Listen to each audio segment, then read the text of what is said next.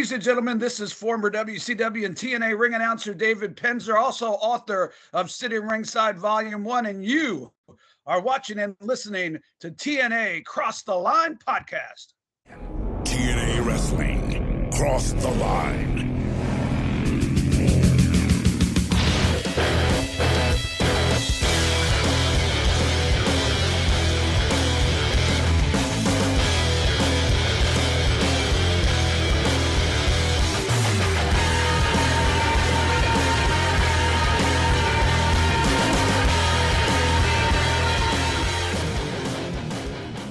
And we're back with episode 275 of the TNA Cross the Line podcast. I am Bob Colling Jr. With me, as always, is Dallas Gridley.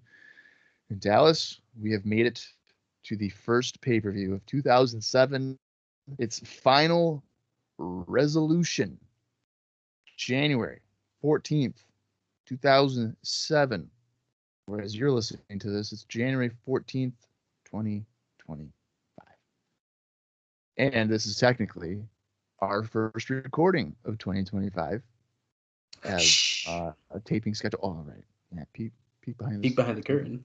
The curtain there, yeah. Quite a bit to get excited for on this pay-per-view. Of course, we have a three-way elimination match for the NWA World Heavyweight Championship, where Abyss, the current champion, will defend against Sting and Christian Cage.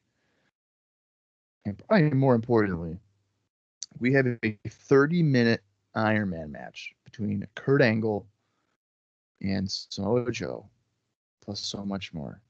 So, Dals, how are we feeling about this Ironman match, elimination match, a last man standing match, tag team title match, Paparazzi Championship Series final match? Jerry Lynn's back in the ring. Jerry Lynn is involved in the X Division title match. Yeah. Dude, looking at this card again, I don't see a bad match.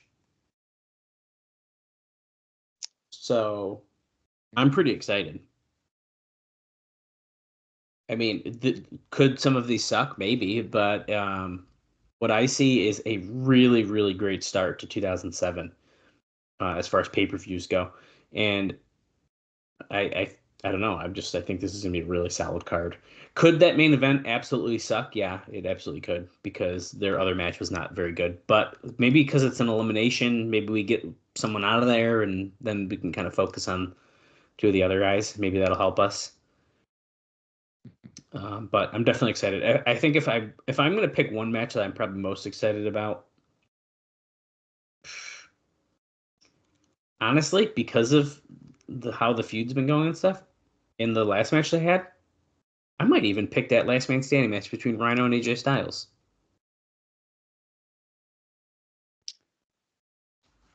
That's a bit surprising. I feel like the obvious answer here is Angle and Joe. Well, yeah. It's going to be very good. Is it going to be... Can they get us a full 30-minute match that's going to be solid, or are they going to play it safe and go slow for about 25 of it?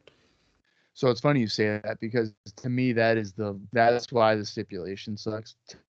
Like, it tends to suck, because realistically for about 29 minutes it doesn't matter until that final minute.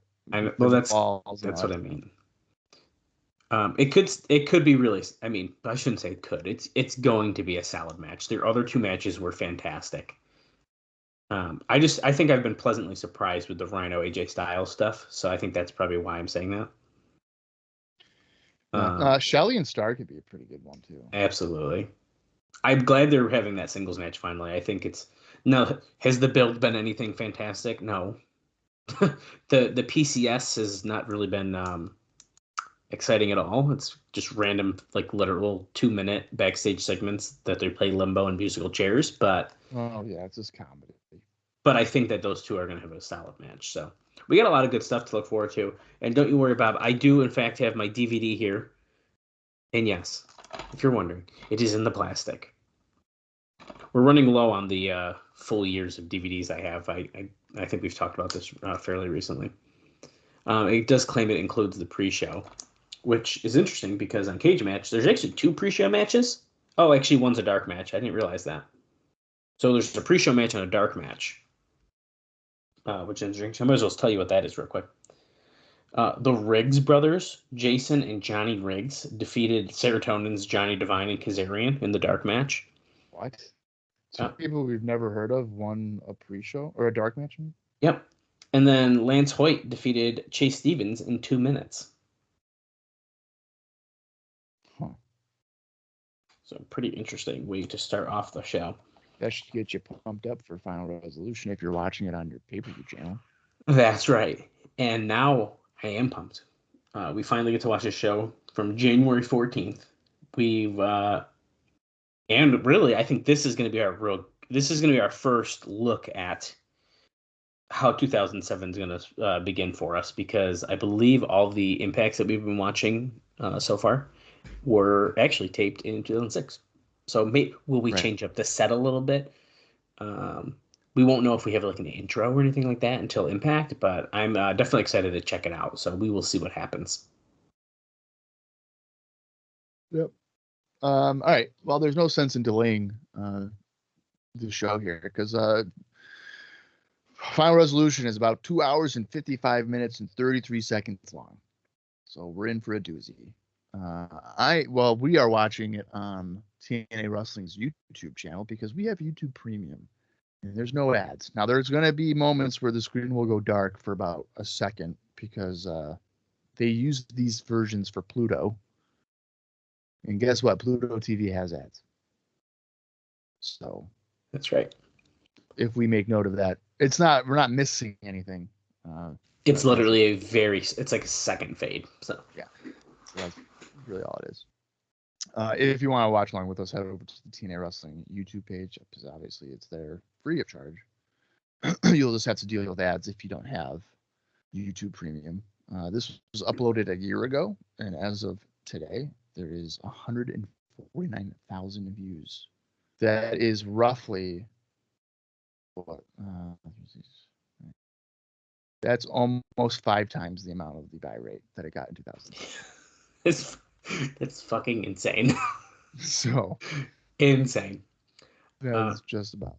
You can also check it out on TNA Plus too, which I will be probably subscribing to within the next 2 weeks. So. And it's funny you say that because as a lot of people know here, starting in 2025, the WWE library is splitting between about 3 different apps. So good luck trying to watch all that shit. But TNA has apparently all of their impacts throughout their entire history on TNA Plus now. Pay-per-views, so much more, and it's all just still for $10. So you're probably getting a crazy good value. Current day broadcasts. Yeah, you can watch Impact live. They have monthly specials live on there, included in the price. This is not an ad, but I wish it was. Yeah. Right. Yeah, we're endorsing it and not getting paid to endorse it. So great. And that's coming from a guy that doesn't watch TNA presently. I don't really watch much present day wrestling, quite frankly, but that's just how it goes. All right, let's get into. By the way, also we're gonna be providing our own star ratings for matches after each match, which is what we have been starting to do in recent pay-per-views. I also have a review up from, I believe this is from the Time. Yep, this is from JD Dunn on 411 Wrestling. He published this review on January 20th, 2007, so about 6 days after the pay-per-view. So I just decided to pick his this time. I could go and find somebody else as well, but this is the one that we're going to go with just to see what the reaction was in 2007 to what we're about to watch. So I'm going to count down from 3. And when I say play, that is when we're going to start the live watch. It'll be time for Joe Angle 3 in a 30-minute Iron match. So let's get into it. 3, 2, 1, play.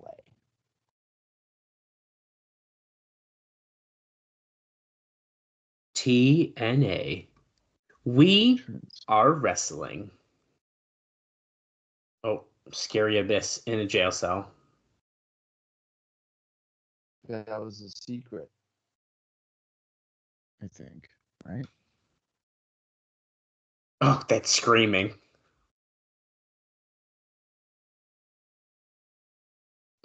No, they've incorporated a Muhammad Ali speech. Oh, is that what that is? Yeah. Okay, I gotta. Mine is like so loud. I gotta turn this shit down.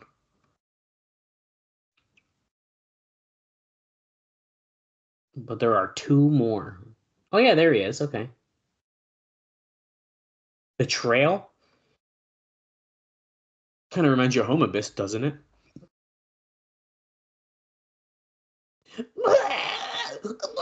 That screaming is. Dude. I mean, that's worse than like mankind squealing. I guess maybe that's the point, but holy crap. Yeah. Hate. Is there any reason that these this opening is so like dark in nature? Like it just comes across. You know, it's interesting because they have, I think on some of the other pay-per-views, like sacrifice, where it's like you have to make the sacrifice. And what's another one I can think of? There's some of them that I think makes more sense. Final Resolution's not one I think of like dark, scary stuff with. No. So it is interesting. But I guess, I mean, we're seeing the highlights here. Even the heavyweight title picture is a pretty, it's a darker storyline with the weird mind control with Sting, but also the secret that Abyss has. Samoa Joe and Kurt Angle at this point is a blood feud. I mean, they're constantly, it's very bloody. Very personal after what Kurt Angle did to Samoa Joe's female companion. Yeah. So I guess that's the era we're in.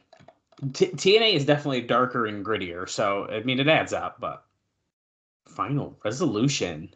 Here's our shot at the Impact Zone. Fucking packed.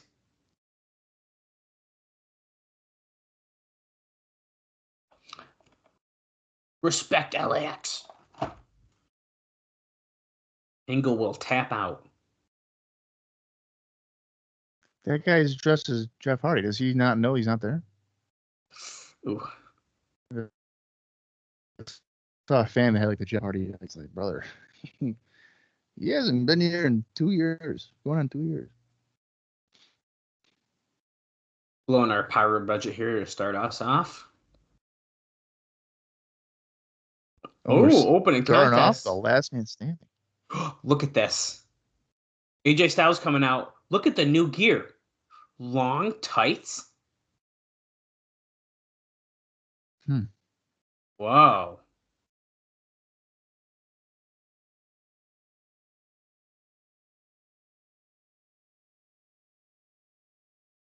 What? Okay.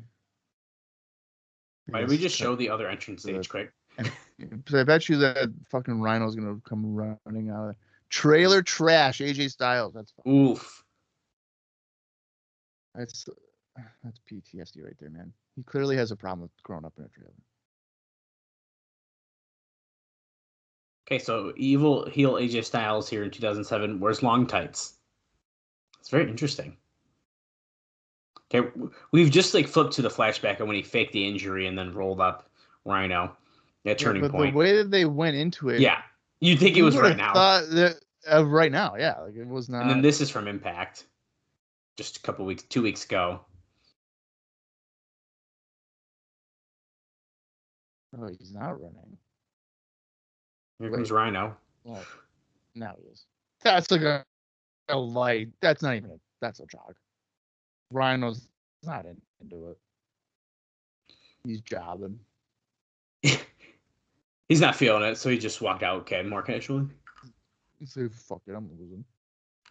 He's pulling a James Storm. I'm going back to the Fed.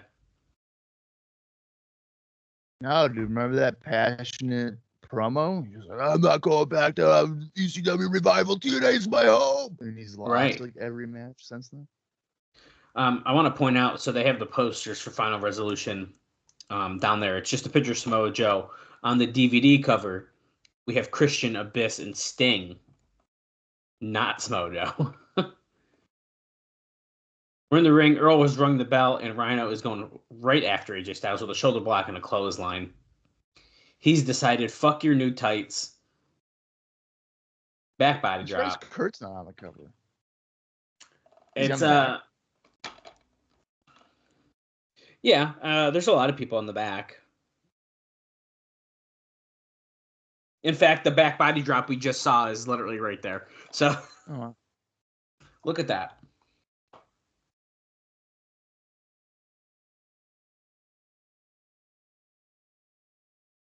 Crowd is split, dude. Let's go Rhino. Let's go AJ chance.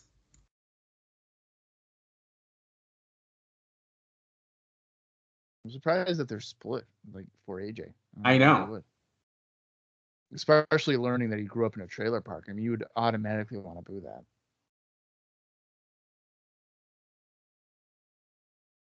Right? Right. And there's signs that they're trash talking him anyways. But like you always say, you can't. There are some nice trailer parks. Well, right, that's true. But as you say, it's hard to boo a guy like AJ Styles. Yeah, that's impossible. Well, not impossible, because I was watching an indie show from 2007, or yeah, I think it's 2007, a Jersey All Pro show. I was reviewing it the other day, and AJ fights Loki on it, and he's a heel, AJ is, and he like teases to do a somersault dive, and then he just stops and like tells people like fuck off. Ooh. And it's like, yeah, that's a heel thing to do, but I'm not hating him for that. If anything, I'm sitting there going like, oh wow, I'm frustrated, because like he could have a really good match and he's just choosing not to have a really good match. Moody Jack Melendez is back on the Spanish announce table, Bob. Does that play a part in anything or no? Not for this match. He's been gone, so I thought it was they literally even said he's back, Moody Jack. What a random time to like tell us that. I know. They probably should have just waited for the LAX match, but that's fine. Right. AJ hits the drop kick and they're like, "No, Moody Jack is here." Well, it's like on the WWE shows, all the pay-per-views, they used to always throw it to the Spanish announce team, and I'm not really sure why they did that ever. That is true. Or in TNA, they like to go to their French team. Well, like in the early 90s, they would even do like, let's go to the French team. And they would talk in French. And I'd be like, I don't know what you're saying. Yeah. And then they're cool. like, TNA! And it's like, okay, well, I heard one thing. I just don't. Are they just trying to show that they do it in another language or something? Yeah. I think they're trying to flex it. Like, yo, we're not just in America. We're in other countries.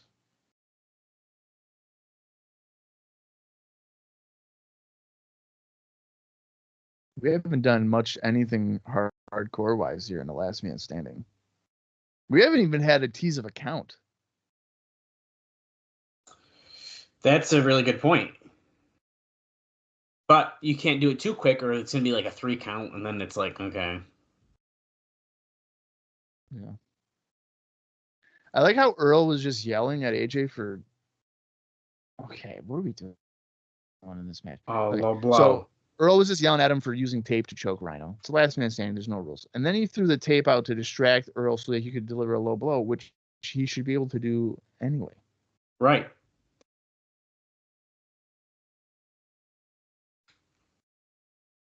Is it's like is it like a Texas death match? This would be a Texas death match, not a fucking Last Man Standing. He just pinned him on a springboard splash, and now he's gonna get a 10 count. This is okay. Oh, Bob, that just fucking killed it for me. Yeah, I don't like that. I don't like that. That fucking killed it. Not a fan of that. Because technically, you do the 3 count. They're already down for 3. I was gonna say you're down for 13 seconds then. Oh, why'd they do that? If anything, you should go 4, 5, 6. You go from the 3. Okay, so I've decided now. I'm looking most forward to If you're pivoting. the LAX Team 3. No, I'm kidding. That's a bummer. Yeah, it absolutely is. Would you like to take a bet that they go through a wall in this match? Oof. I don't think they will. Really? Oh, yeah. Reverse powerbomb into the corner. Face first onto that top turnbuckle goes AJ. Commercial break. And we're back. And we're back. That was actually a little bit longer of a pause than I expected, but we're back. You literally missed nothing. Well, I know, but.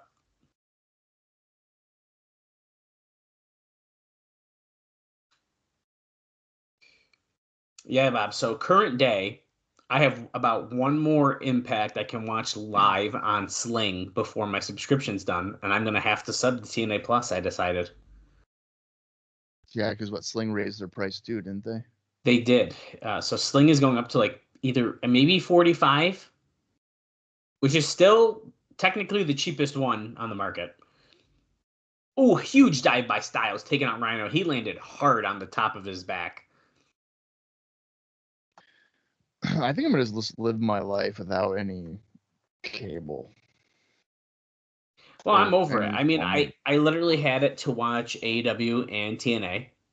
AEW is now simulcasting on Max. We've had Max as long as I can remember at this point, so it's perfect. And TNA, if I spend the $10, it's a lot easier to watch these shows. So,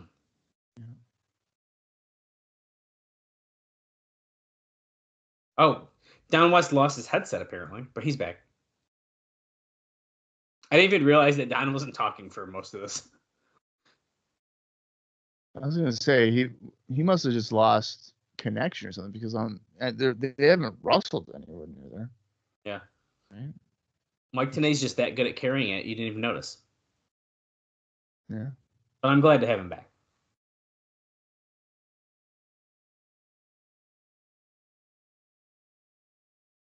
This is a young man I've known since even before TNA's in existence. Yeah, he says I think I've known him. He's not really sure. And he's just pointing out that interview he had where he said, Mike Tenay, you think you know me? You don't know nothing. You don't know about how I had a roof over my head. You don't know nothing. Living in a trailer. My parents had I had a fireplace. Oh, big spine buster by Rhino. 1, 2, 3. Oh, and a 3, and it's really throwing me off because now the count starts. In what world has Rhino ever gotten a 3 on a spine buster? I don't know, dude. I don't like Never? this. Never.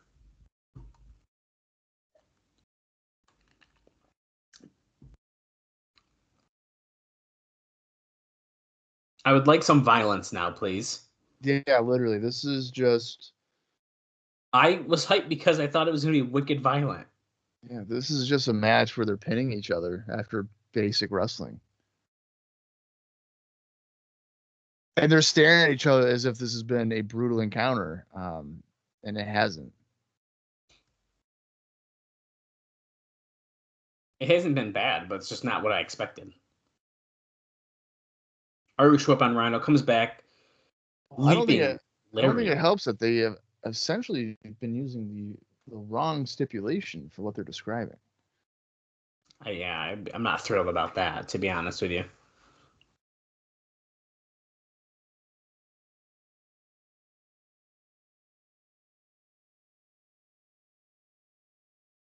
Rhino sets AJ up onto the top of the turnbuckle here.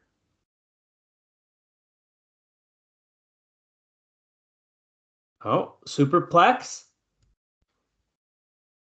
Styles fighting it off. He had nothing.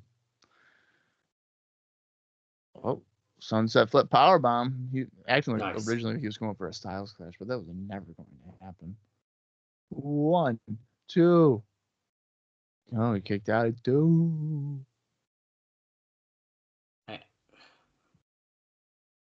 He got his shoulder up before a 3.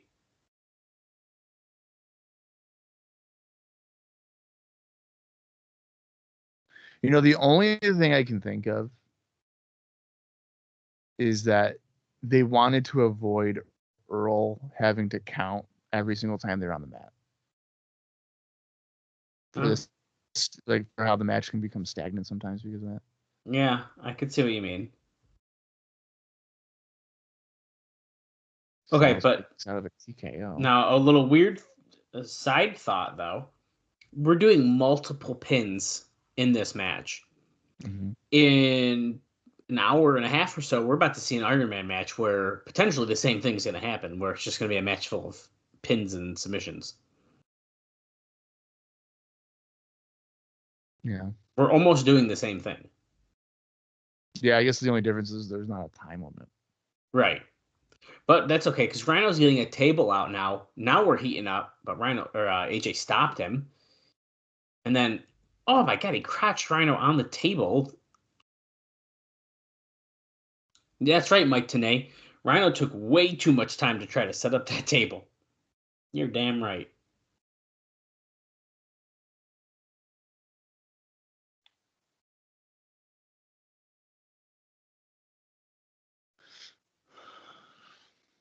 This has been boring. I don't know if I'd say boring. I think that it's been solid, but it's just not what we were expecting, I don't think. Especially to kick off the show. I think that's maybe my other issue. I almost would have rather them start off with Star versus Shelley. Mm-hmm. Little hot X Division match and then go into this, but Rhino just kicked out of a springboard forearm and Styles complaining to Earl to count faster. I'm not really sure how much faster Earl could count. Oh. Rhino stopping another springboard attempt. Oh, and big powerbomb by Rhino. Goes for the cover. And he kicked out. I don't know. He just did a huge powerbomb. I think that should have been a 3. But earlier he hits a spine buster and got a 3. Did the spine buster really just take the wind out of him? Yeah. I mean, it would have for me. If you hit me with a spine buster, I'd fucking be down for at least 3 too. But you don't think you could kick out of a spine buster? Not from Rhino, the man beast. He's like the master of the spine buster. He's like David Young. No. He's not like David Young. He's not even like Pele kick. Did you know that that's named after like a soccer player? Yeah, but you didn't. I learned that about 4 years ago. Yeah. Someone needs to clip together all the times that Dallas has learned something on this show. Nikita Koloff, who the hell's that? No, I know who that one was. I was shocked, though. Gore! Okay, he should be down for a bit now. I think AJ just told him cover me, and then he didn't do it. Why is he? Oh. He wants to do, like, a true Gore. He hit a Gore, but he wants to go to the corner and charge at his opponent. Oh. Maybe he said corner. Maybe he said corner. Maybe he said corner, yeah. Yeah, he might have. Well, he is in the corner. He's lining Styles up. Huge Gore. Holy shit. Styles gets flipped inside out. Why did Earl do a slow count as if it was like the climax of the match? Was that the finish? Let's find out, because he is doing the count now. And in the meantime, Rhino's getting the table set up, which to me means Styles is definitely getting up. Right. He's anticipating that he's going to get up. So he's basically killing his own finish. This guy's just going to get up. Oh, no. He wants to pile drive him through the table. Earl, count, dude. He's at like 4. He just was staring at him for like 6 seconds. Literally, he's not on a foot, so keep going. Look at this. Fucking count. Oh, my God. This is Earl's signature, dude. Slow as fuck counting. He's at 8. 9. Wait, Styles sat back down? Oh, my God. He purposely lost the match so that Rhino couldn't do anything to him. Interesting. Right, Rhino just grabbed a microphone. See, AJ said, I'm too smart.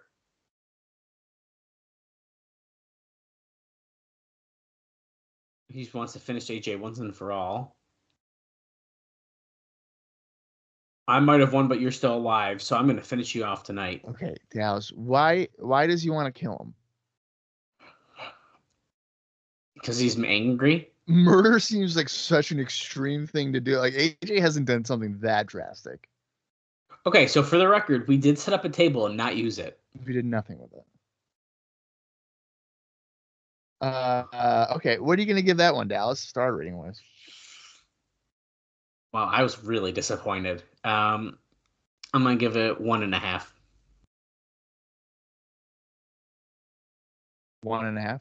1.5. That's what I'm thinking too. Now, I want to point out here, JD Dunn's review here, which I've never read. I don't know why I haven't or anything, but I just haven't. One of the first things that he notes is that he goes, the fact that this is opening the show should have told you something. I don't know what that means. But then he also noted that Hebner chastised AJ for using the wrist tape, even though in last man standing matches there's no DQs, just by logic. Yeah, that shit annoys me, but that's like classic bullshit wrestling. Bob, look at the fucking match graphic. It's still the tag team title on the graphic. It sure is. And Rhino has gotten AJ, and he just delivered a power driver on the stage. Oh, shit. See, this is the type of shit that should have been in the match. Yeah. Not after the match. How's the tag team title still in the match? Rhino, don't set up another table, dude. You already have one. What the fuck? There's a lot of tables underneath there.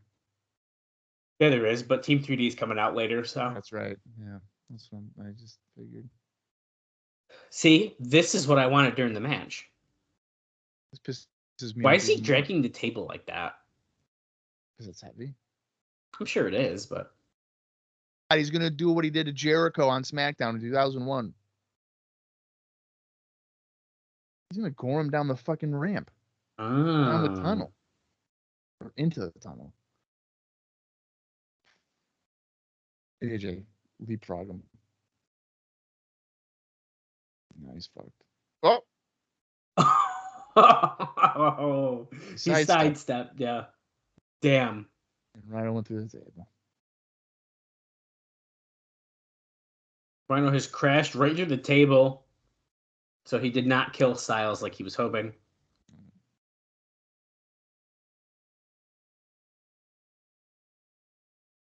You should have just taken the win. I am. They're playing his music. He didn't win. That's a great point. Anyway. So I also am gonna give that a 1.5 stars. And I almost want to give it a 1.25 stars just because the aftermath pissed me off even more. Are you changing your star rating? I'm giving it a 1.5 stars. 1.5 stars, okay. JD Dunn. This surprises the fuck out of me. Gave it 2 3/4. I don't think it was that good. But again, that's from a 2007 standard. Well, right. You know, it's different.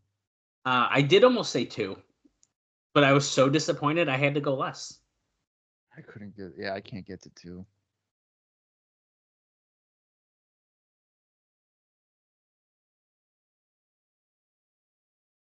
Looks like we're going to the X Division here.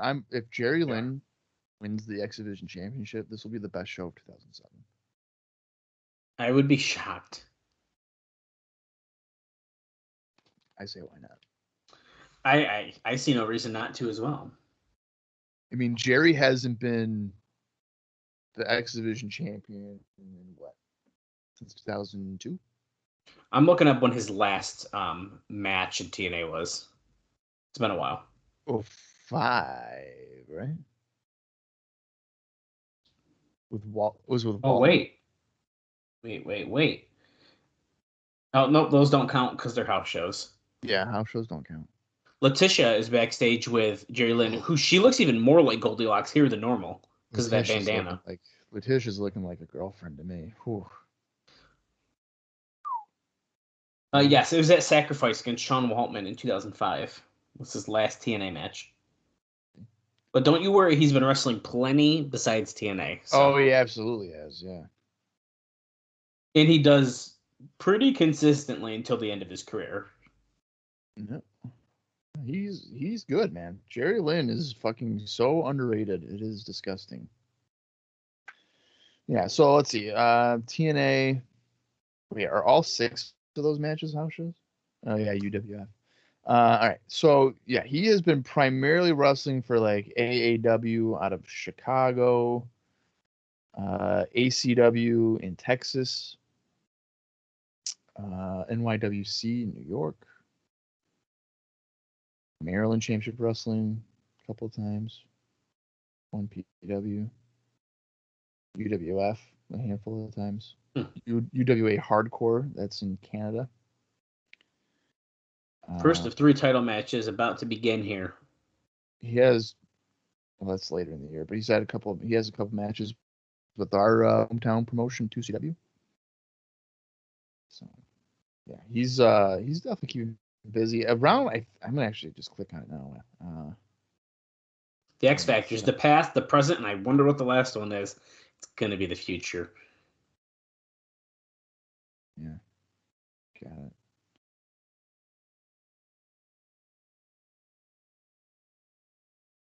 It must be 2006.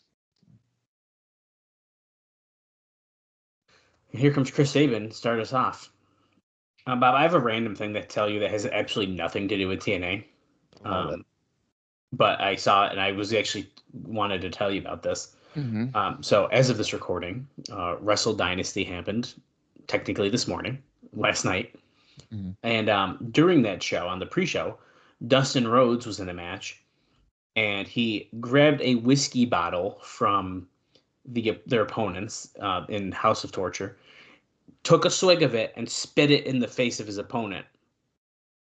Okay. And I'm watching it like he's sober. Right. I can't believe he did that. And so I see a tweet where they show the clip. Is it gimmicked? So someone says, "I hope that was juice because the old boy has been sober for years." And Dustin replies, "Green tea," with a wink. They use green tea instead of whiskey. That's awesome. Yeah. But now the wink makes me feel like as if it's not green tea. No, it's definitely. I think it was. Because the thing is, I feel like I could tell it wasn't whiskey because it had like little bubbles in it. Oh, okay. But I still was like, hang on a second. Yeah, like when I saw it. There was no way he was gonna fucking do that. Yeah, so I just think that's pretty awesome.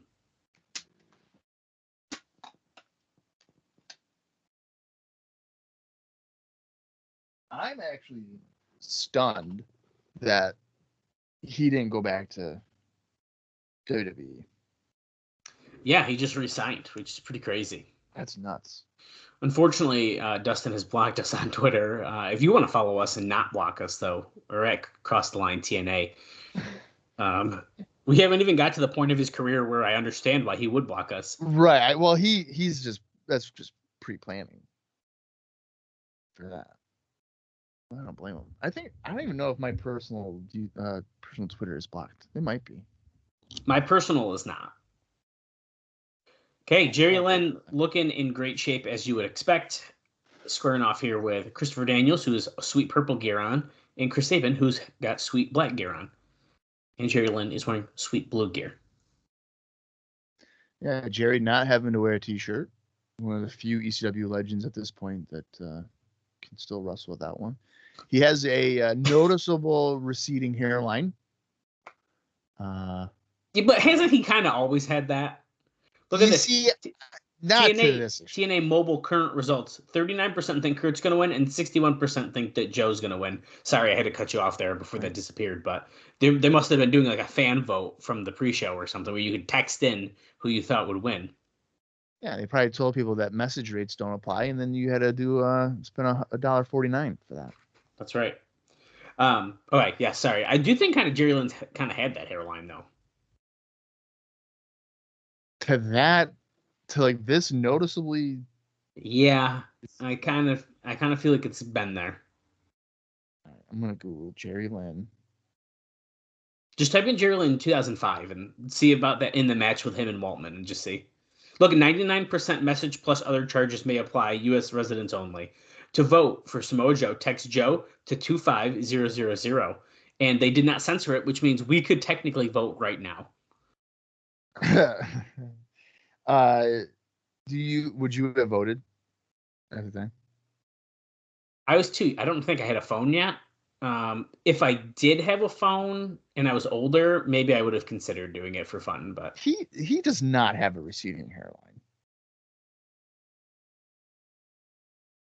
I don't even know if it's really at least as not bad in as you're 2000. making it sound. At least not in ECW. No shit in ECW. You got to go to Right, TNA. 2005. 2005. It might be there. He does. He might. I threw my phone away because I don't want to talk about it. Daniels just knocked Sabin out of the ring. Now, correct me if I'm wrong. You made the joke that Jerry Lynn's one of the few ECW legends who doesn't need a shirt, which is absolutely hilarious, but also accurate. I don't know if he ever really does, even toward the end of his career. I think he's in pretty solid shape, isn't he? I think I want to say. Or is that man? Oh, I'm gonna look it up because his last. He has like he. I think with RVD he's wearing like a top. What's it? 2013. Well, that's when he retires. His last match with RVD. He does got a top on. He does. Yeah. I'm trying. So like ECW guys that didn't have to wear a shirt. Lynn, Guido, Nunzio. Nunzio even now doesn't wear a shirt in 2025. Nunzio's like, I don't know how to explain. He's like one of those like skinny dudes who like just always looks like he's in shape. Yeah. It's amazing. Tajiri doesn't wear a shirt. Okay, quick side note. So RVD and Jerry Lynn also fight at Destination X 2011. Spoiler. And he does not have a shirt on in that, so he goes pretty far without doing it. Well, what the one in 2013 is just what, random match, or is it with RVD again? It is, but that's on a one night only extravaganza thing, and that he does have a shirt on. But I mean, it's hard to tell. It's a little picture. He could have probably just not. Yeah. But yeah, Guido. They're definitely using. Look at this. They're definitely using an old Jerry Lynn pick for that. No shit. Yeah. No, absolutely. Although definitely a later. That's still probably, I bet you, the 2011 time one. But anyway. Yeah, unfortunately, Raven needs a shirt these days. He doesn't not do it. Tommy Dreamer has always needed a shirt, even in ECW. Even when he was in good shape, yeah. This is his trademark look. Although he did have suspenders on in like 94. And then he went to the shirt. So. Shirt's probably a better call. Probably. Got the Koji clutch in. Daniels on. Shane Douglas is a guy that's got to wear a shirt. Yeah, he did. Yeah, about this time. He was. So. Kid Cash doesn't. Kid Cash does not. Not that we're body shaming anybody. No. And honestly. But we're just noting it. No, and I honestly prefer that they don't, even if they don't look as good. Yeah. Because in wrestling, I don't know what it is, dude. There's something about wearing a t-shirt in the ring that just drives me crazy. Kevin Owens wore a shirt. Does that bother you? It does. Really? It drives me nuts. It actually makes it hard for me to take him serious as like a heel. Really? Yeah, it like bugs me that much. Wow. That's kind of fascinating. I've never in my life sat there and been like, oh, this guy's wearing a shirt. I can't believe I'm not buying. I don't know, dude. Guy on his head. It's like, oh, he's got his merch shirt on.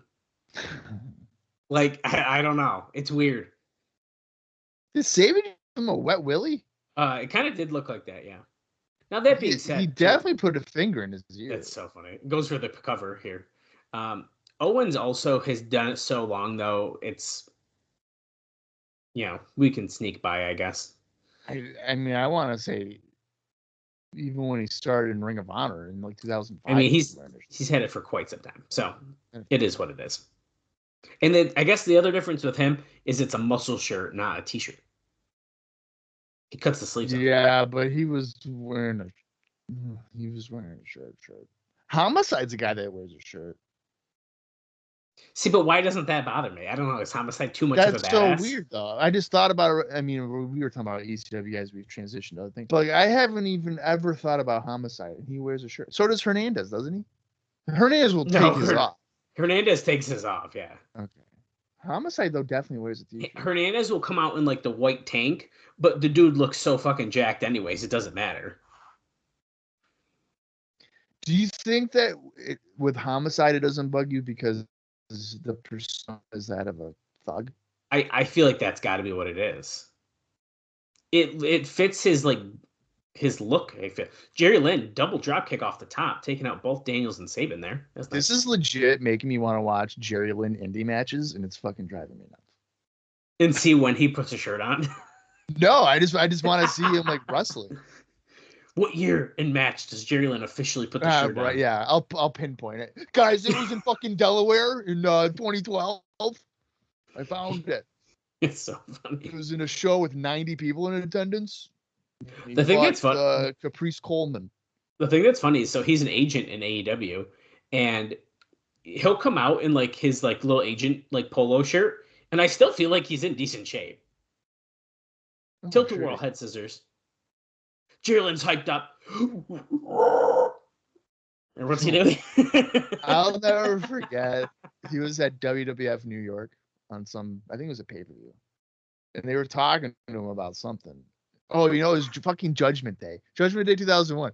And he's just like, Judgment Day. What the fuck is wrong with Jerry Lynn? I was like, holy fuck, this guy's lost it. That's awesome. Yeah, that was crazy.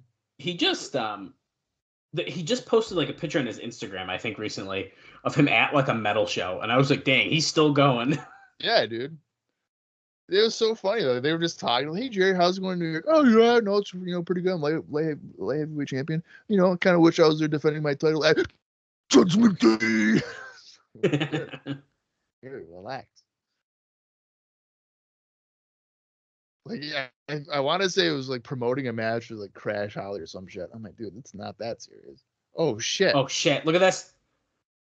Oh, Daniels jumped up on the top, took all of them down with an STO. I almost thought he was going to do a Spanish fly. So did I. That's why I said, oh shit. I'm like, oh no. All three men are down right now. This match has been action-packed, Bob. Certainly better than the first one. Makes you realize you should probably have just started with the X Division match like normal. Yeah, but it's such, to some extent it is a cliche to start it off with that all the time. I know. There it is. Him at the metal show. Good for him, dude. I've never heard anybody say a bad thing about Jalen. That's really true, actually. And if I did, I would block them. And I would not believe it. Right.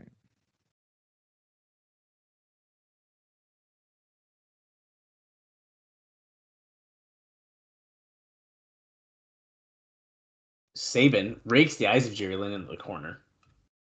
And running at him, goes for the boot. Jerry Lynn caught it. Kick to the midsection. So now powerbomb, and Daniels breaks it up. The Fallen Angel. Speaking of the Fallen Angel, current day, he looks to be about to be getting back in the ring more.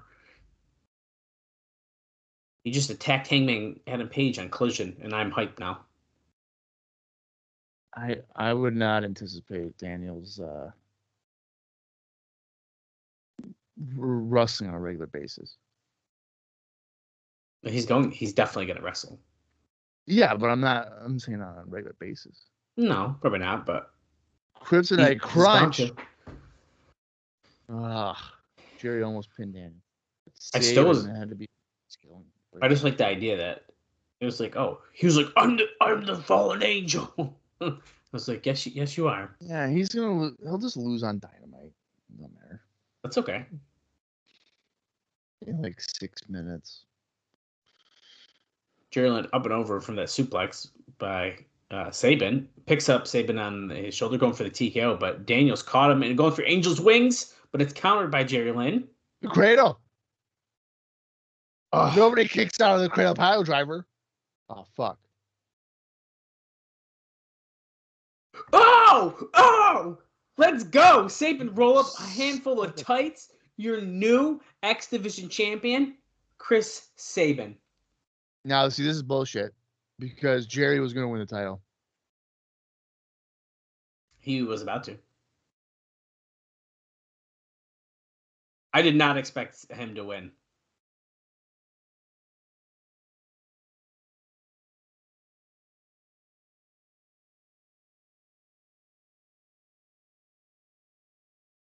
I can't believe this. This is bullshit. No, we're revisiting some highlights from the match.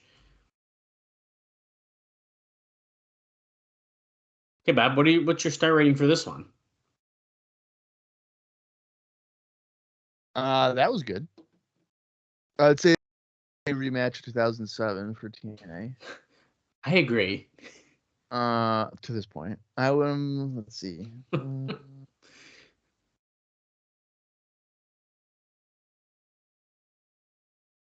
I would say at least a 3. I was gonna say 3. Yeah, I can't get myself to 3.5. So yeah, I'll say 3. Let's see what. Let me get my thing here. Let's see what JD thinks. For 2007 is 2007 standards. Oh, don't worry. Kevin Nash is here to talk about the finals of the Paparazzi Championship Series. So JD said 3 stars.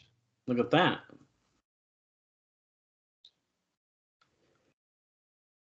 Nash says he's going to win some and he's going to lose some tonight because he's got both of his guys in there. His head judge. Look at this, Bob. Our first new debut. This is our first new debut of 2007. Oh, shit. Bob Backlund's hype.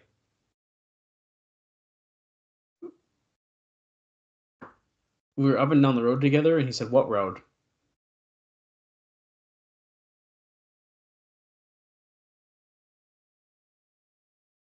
Oh, we're getting audio from in the arena. Dave Penzer talking about the finals from the PCS. Oh, we're having audio issues.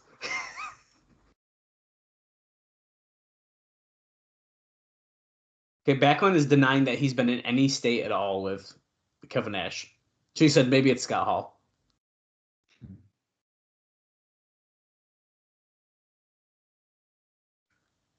It may fall on your shoulders, and it's great to be here.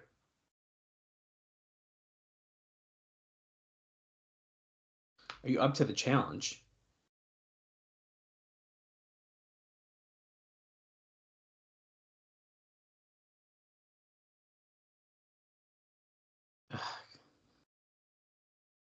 Now, I know Bob is a big Bob Backlund fan. They share names. Well, that's true. I was also a long time ago when Austin and I first started doing IcoPod, and I was watching the Royal Rumble, the 1993 Royal Rumble. I found myself sitting there going like, "Oh my god, I want Bob Backlund to win the Royal Rumble." Well, that's fine. In what, 94? It was 93. 93, because here in 2007, No, but in the moment, I was like, "Oh my god, I'm rooting for him." And then when he got eliminated, I was really bummed. And then a year went by or whatever, and then you were on the show, and we saw Bob Backlund, and I was like, "Wow, to think I wanted this guy to win the '93 Royal Rumble. That would have been bad."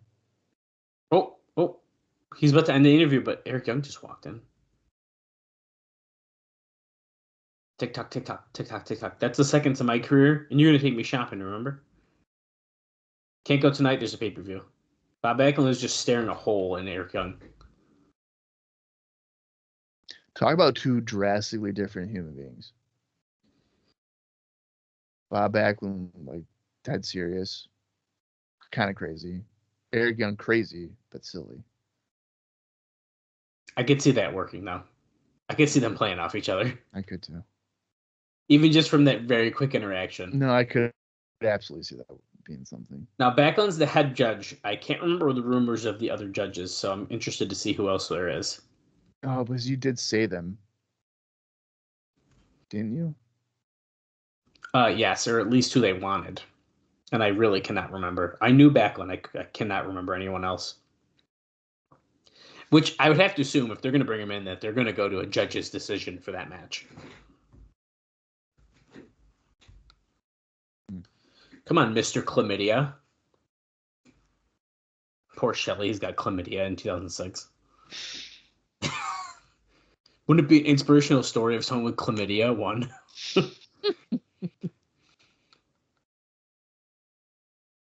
See, now in hindsight, watching these back, the build for this match is just phenomenal, Bob. We got limbo. We got musical chairs. We have a pogo stick contest. Apparently, Sanjay Dutt has been on steroids the whole time. Well, that's alleged. They haven't got any positive drug testing. They just think so. The finals. What is this poker from? I don't remember this at all. Oh, I feel like I do remember that. Is that one of the first ones? No, this one has to be at the end. Yeah, because this is where they book the match at Final Resolution. This was probably the 3 days ago show, which we recorded about 3 weeks ago. Yeah, probably. Spoiler. Oh, yeah, let me worry about the judges. I remember. Because there's a 20-point tie. Yeah. Lethal was 18, Senshi was 17, and Sanjay had 15 points. So the guy on the juice got last place. What the hell's up with that? The founder of the PCS, big sexy Kevin Nash.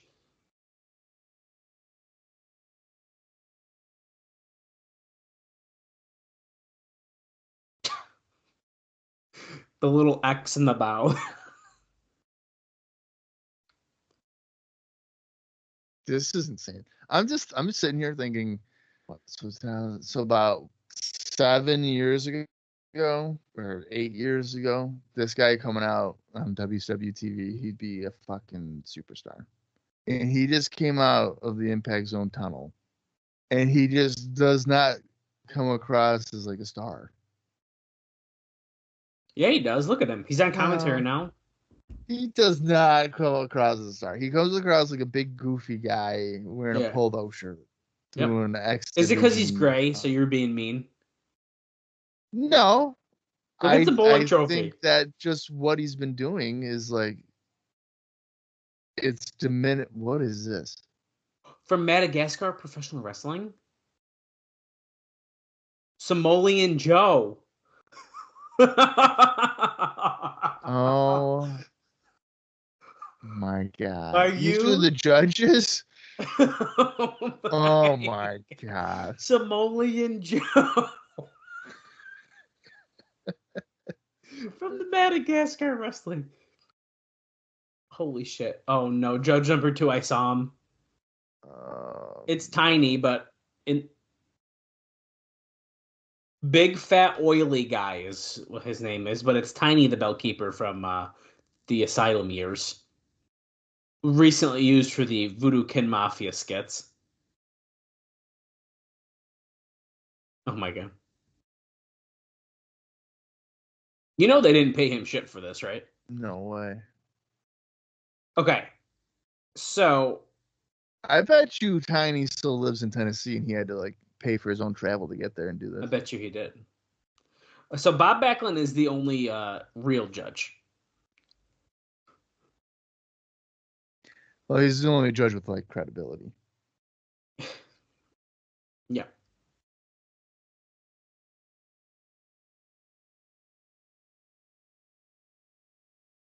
Why Why is he yelling at that guy wearing a hat?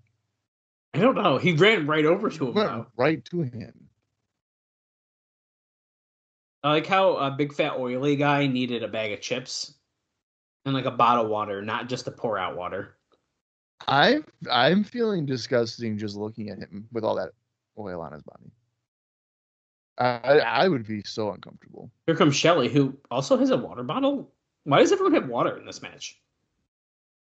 He also has the Paparazzi Productions camera, but it's attached to his belt and not on a tripod. Hydration is very important. Alex Shelley is the true star.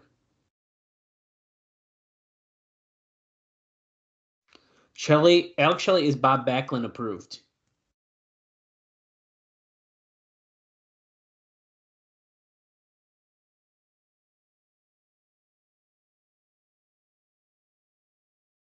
Finalist number 2. But we're seeing 2 future world champions face off here in the Paparazzi Championship Series. Maybe one of them would win the title about 14 years before the other one or so, but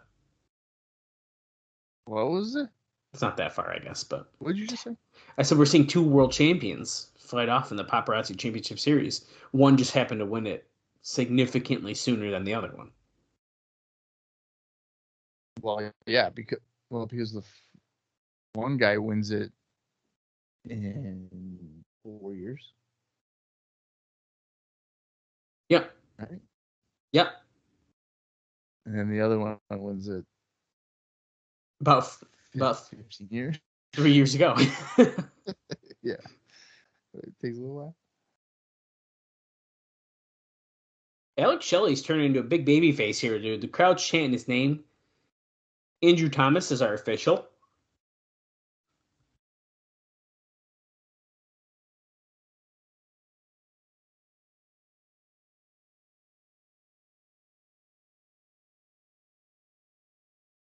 A little bit of a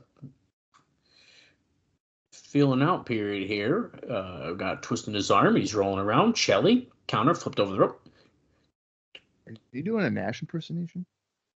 I guess I kind of was. I didn't know if I was meaning to on purpose, but that is kind of what I was doing. That sounded like. Oh my god. That guy eating chips with his oily hands. I need to know who Samoa Joe is. I'm going to say it's one of the rigs. I'm going to, hopefully, on our next episode, when we do the breakdown, maybe there'll be a note about it.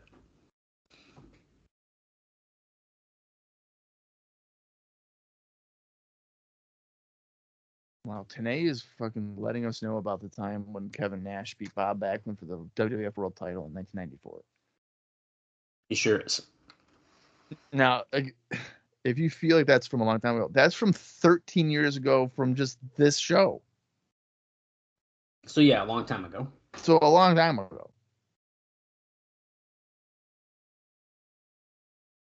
I'm going to pull up my notes and see if I can see who the other judges were supposed to be. Because there was definitely rumors of other guys. I'm just not sure when it was, so I'm just going to try to like quickly look. But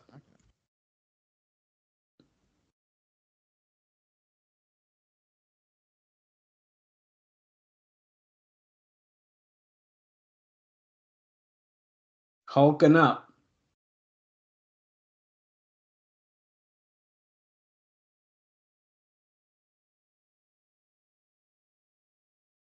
Wild shot.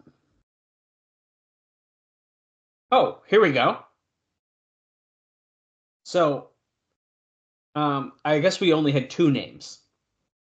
Bob Backlund was a confirmed one, and there's another confirmed one which is not here, and it's actually Disco Inferno. Mm-hmm. So apparently they must have had a change of heart. Because that's not even Disco in that mask. There's no way. That's just so very, very interesting.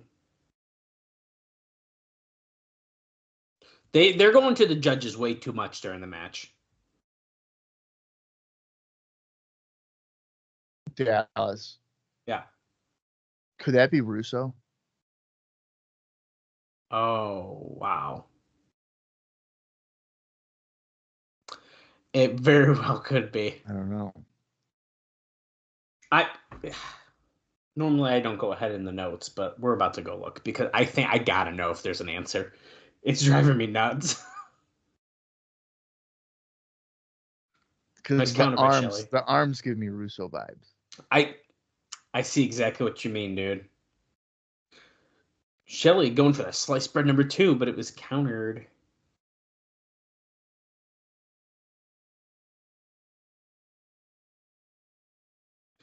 Oh, there's a 10-minute time limit. Yeah. Okay.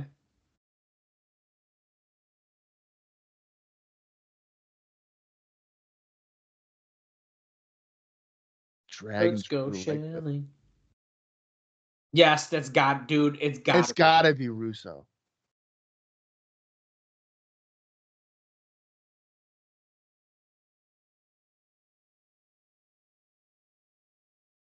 Oh, nice. Twisting. If there's no answer, I'll tweet him. There you go. You, one of the judges at Final Rep, he'll probably be like, bro, I don't even remember, bro. I don't remember last week, bro. How do you expect me to remember that? Oh, commercial break. I really think that's fucking Russo. I have to find the way he's sitting. I gotta find the issue where this happens. It's got to be on this issue, but I don't see it in the beginning here. Ooh. Shelley with a kick to the chest. Star is hunched over the middle rope as Shelley goes to the top. Oh, this is gonna be nice. Dropping the knee.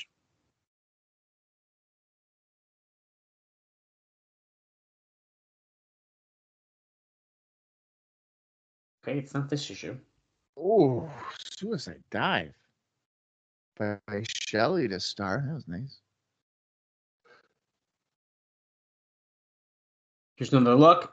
Oh, that was a cool angle. I like that. Right in front of the judges, trying to get those extra points there. That was nice, dude.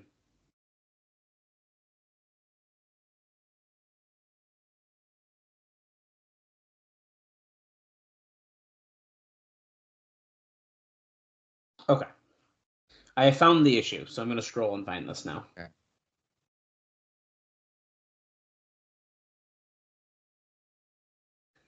Okay.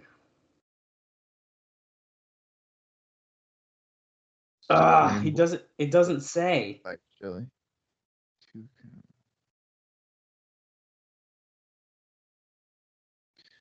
Yeah, it doesn't say. But they do point out that it's Tiny the Timekeeper, which is pretty funny.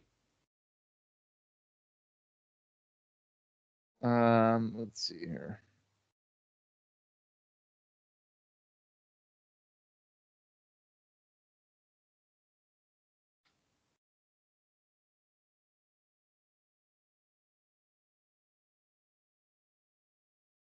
Star crumbles in the corner after boot to the head. Shelley coming in with a forearm.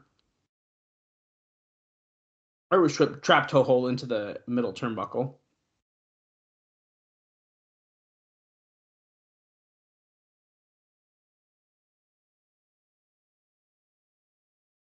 Oh, he just drop kicked Austin Starr's ass and he mashed his head into the middle turnbuckle. Goes for the cover. It's a 2 count. Here, I sent him a tweet. You tweeted him? Okay. Hopefully he'll answer us in the next hour and a half. Oh, yeah, I guess here, by the way, if you're following along with us, we are 59 minutes, 26 seconds into the show.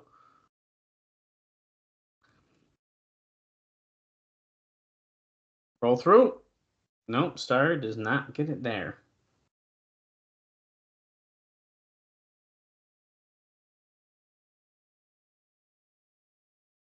Okay. I will keep us posted.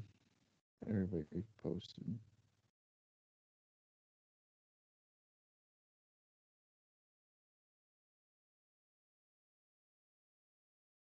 He literally writes it as if he's like, well, Samoa Joe supposedly from Madagascar. You know damn well It is not from a guy from Madagascar.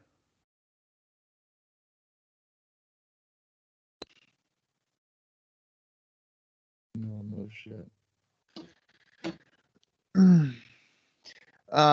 Totally not on topic of anything, but how are you feeling about the Hawk Tua girl being canceled? Wow, this is definitely not on topic at all. So I just said. Oh, nice slingshot DDT into the ring. I'm fine with that. I'm kind of sick of hearing about it. Okay. Oh, look at getting close to that 10-minute time limit, and here's a 1 minute timer. Quick.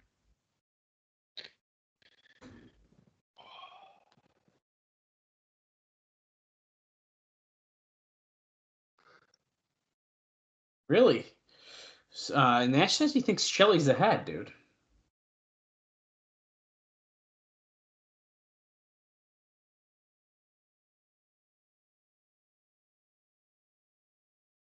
Oh. Aries or Star, slamming Shelley to the mat chest first. Sit down splash to the back, going for the camel clutch. And it's locked in with 16 seconds left.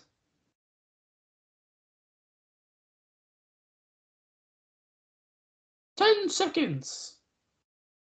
5, 4, 3, 2, 1.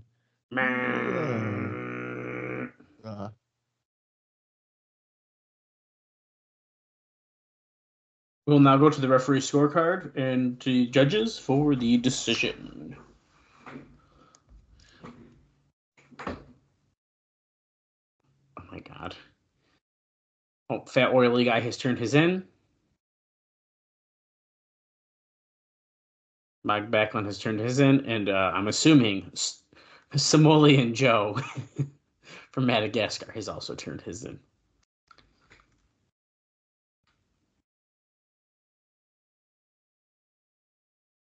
Okay, we're in the ring. We're going to find out who is going to win the PCS.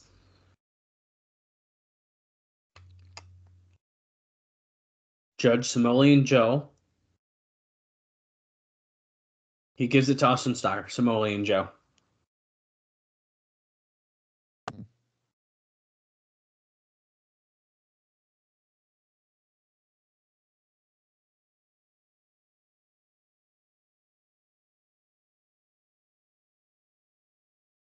Judge Fat, Naked, Oily Guy. He gives it to Alex Shelley. It comes down to Bob Backlund. Are you kidding?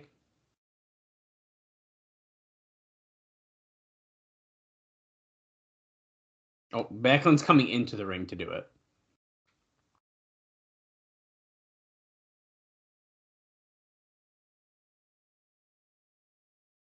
Oh, he's confused on what it says. What's happening?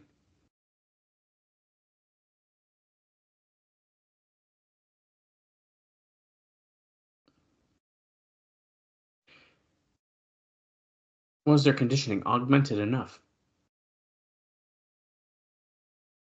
Wow, he's being very technical about their conditioning to be performing as wrestler. Oh, he actually has higher conditioning in 95 to 92. He's rating it like they're video game characters? Yes, now he's talking about form and balance.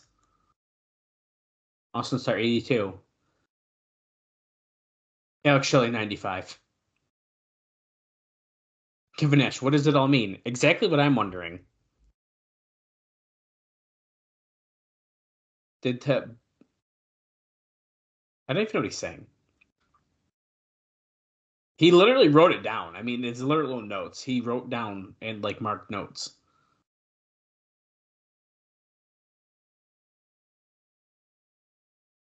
Okay, sounds like Austin Starr won that one.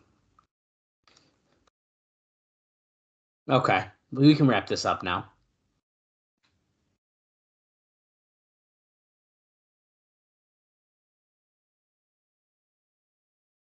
Austin Starr 10. Actually 9. Nobody could pin anybody. That's true. That's true.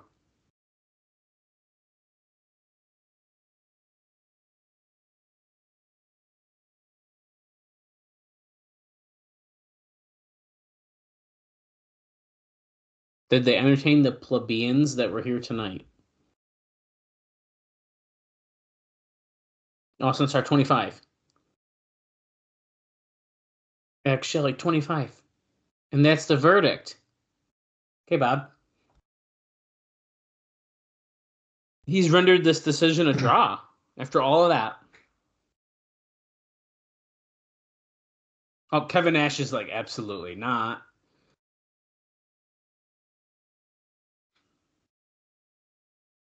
That's funny. He still just says, no, it's a draw. Yeah. Oh, it sounds like Nash is telling JB. Since the judges couldn't make a decision? What? We're on 5-minute overtime, and Shelley with a roll-up. Oh, yeah. no. Oh, another one. Backslide. Nope. Counter. Oh, Star kicks him in the head. Brainbuster! Nope. Countered. Oh, shit. Look at that pin. Oh, that was good. That was a good pin. Shelley wins. The winner of the 2006 Paparazzi Championship Series, it's Alex Shelley.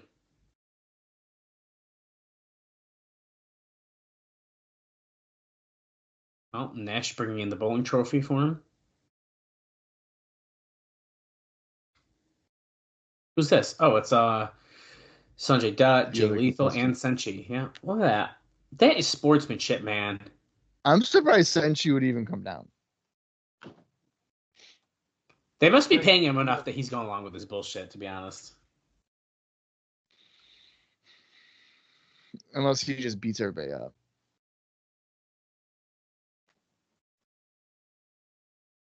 I'm actually surprised that Shelley won that. Well, I think we had to end it. No, is he going to give him the thumbs? Oh, no, never mind. I thought he was going to do like the evolution thing where he gives him a thumbs down. And that actually would have been kind of funny, but... Dude, Star is about to lose it, I think. The shot of Star's eyes going crazy, like...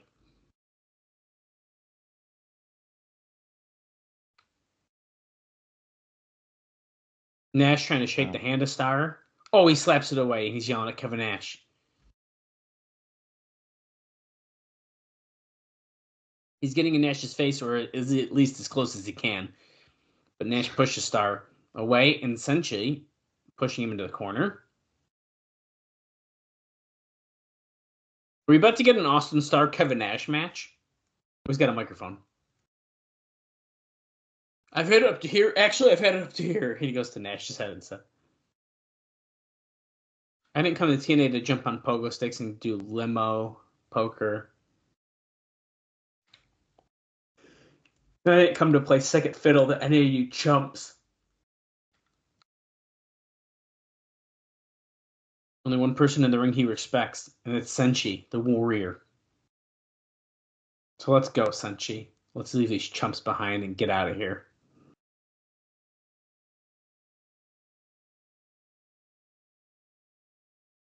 I'm breathing heavy if maybe you didn't hear me. That's awesome. Senshi babyface turn? Oh.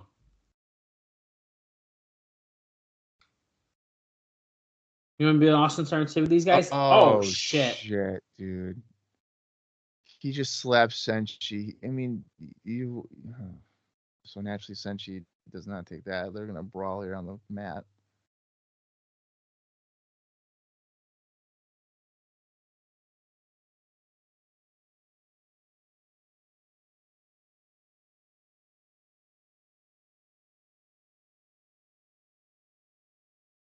Oh, shit. Star's going after the fat, oily, naked guy. And now looking at Bob Backlund.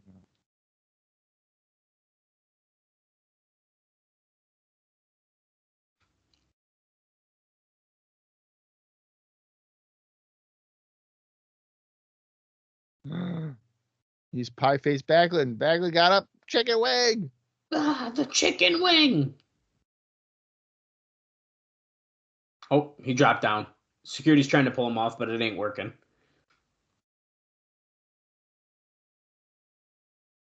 Okay.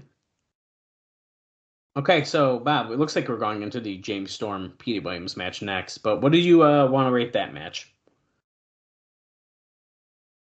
I'll give that 3 as well. Really? Yeah. I was gonna give it 2.5. I say 3. That was good. JD gave it 3 1/4. Oh, okay. I think I only gave it 2.5 because I have a lot of the bullshit judge stuff and all that gimmick at the end. No, I think it's because you don't know good wrestling. Okay. Well,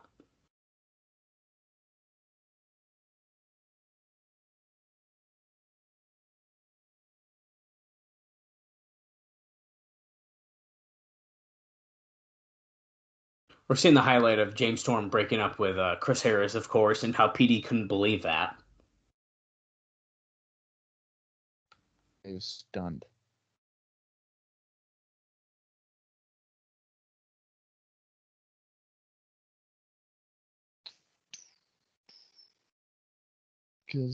Really, Gail Kim coming out with James Storm, she does not look happy about it, though. Yeah, she does not appear to be thrilled to be there for the man that turned on his longtime friend.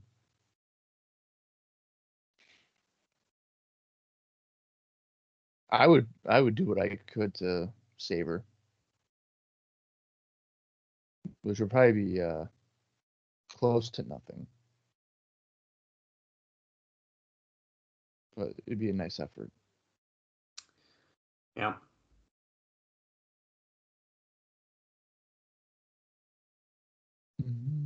Wildcat said on Impact he might never wrestle again.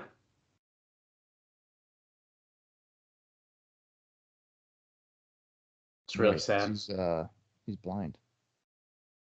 That's very depressing.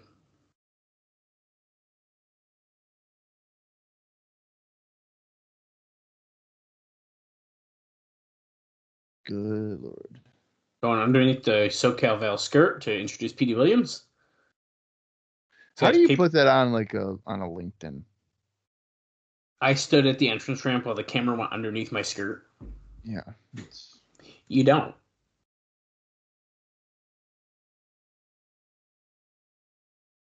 She would probably put it down as like a hostess.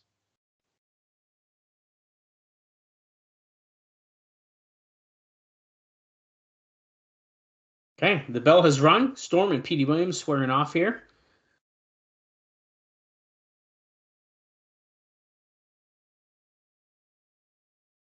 Petey defending the honor of the Wildcat, Chris Harris.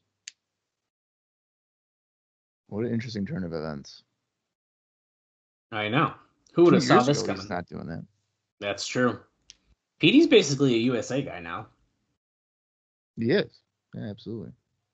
I mean, the back of his trunks look like it's red, white, and blue now. There's some blue on it, I think. Counter the kick into a drop kick. James Storm takes a powder, goes to the outside.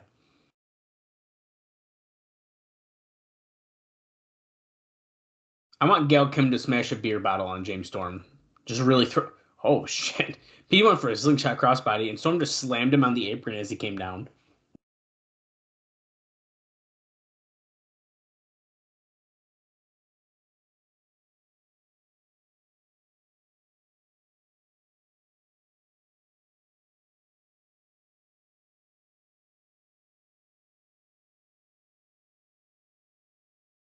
Throwing Petey into the ring.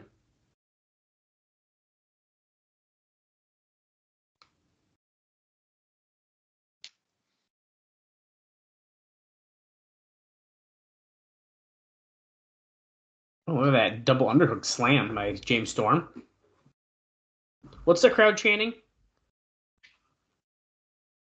Kill the cowboy. Nice. We're getting violent.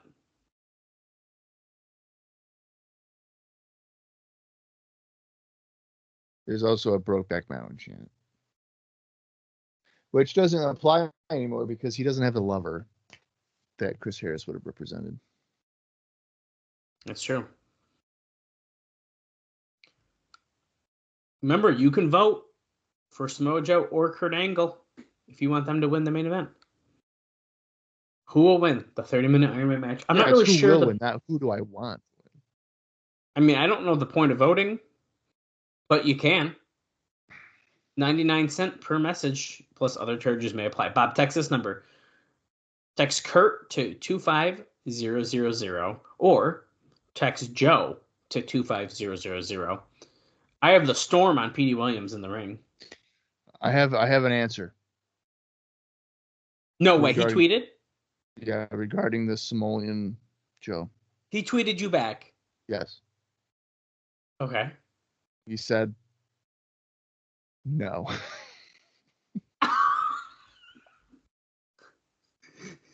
Oh my God. Just no. With a period. Yeah. That might be the shortest tweet in Vince Russo's history. Well, you know what? I respect that he tweeted you back so quickly about it. He's scrolling on Twitter right now, dude. And someone goes, so final resolution 2007. Were you one of the judges under the mask? No. No. Well, I'm glad we know, even though I'm not sure I fully believe him, but. It's kayfabe, bro. It could be. I think Who I'm the fuck could it have been under that mask? I was almost certain that was going to be Russo.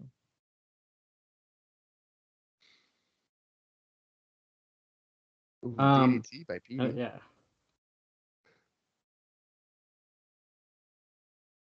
Damn. Well, I'm glad we got an answer within the showtime. That's fun. I had a feeling that he was going to answer.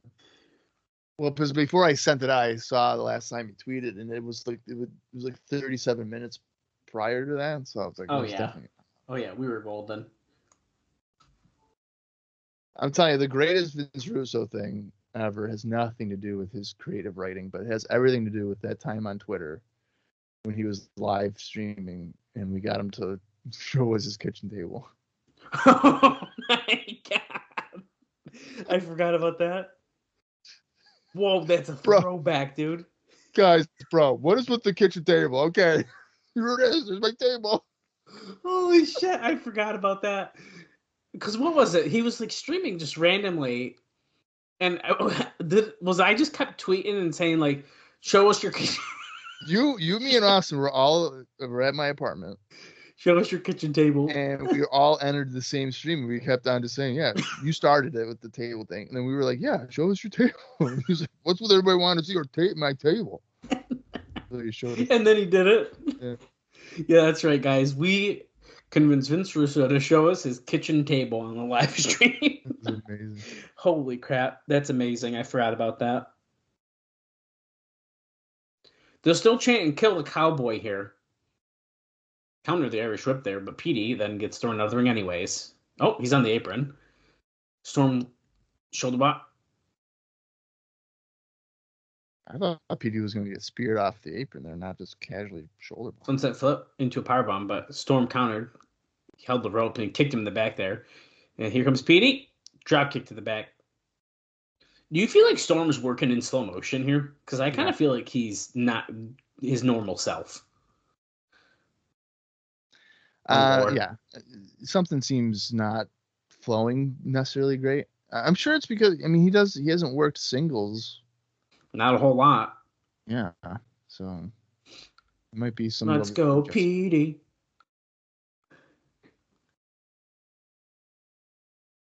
Let's go, Petey.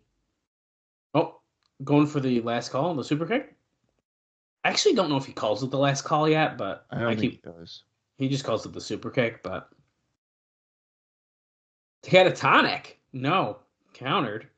Canadian Destroyer. Let's go. Nope, it's countered. Roll up. Oh, you son of a bitch. You're using the ropes. Son of a bitch. James Storm stole the win.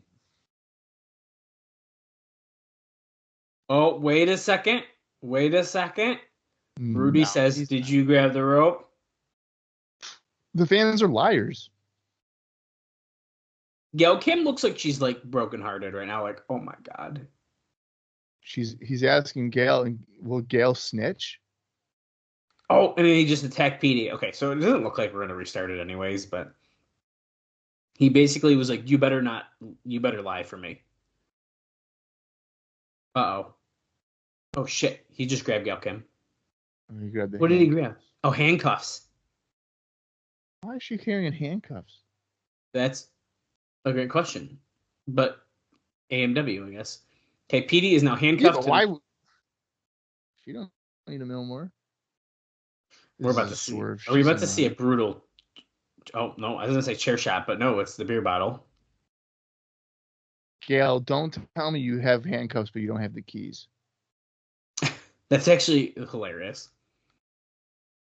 Oh, Gail Kim stops him from using the beer bottle on Petey. Yeah, he's gonna hit her. No. He's gonna hit her. No Don't way. Fucking do it. There's no way. Don't you dare. Oh my god. Right in front of Petey? Oh, she slapped him. Oh shit, he grabbed Gal around the neck.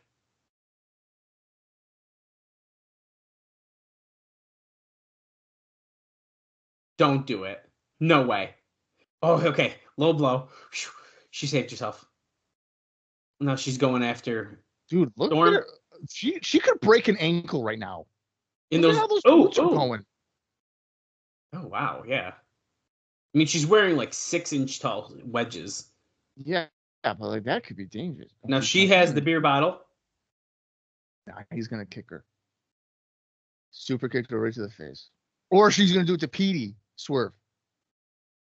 Who's that? Oh my god, that's Jackie. That's Jacqueline. Oh my god.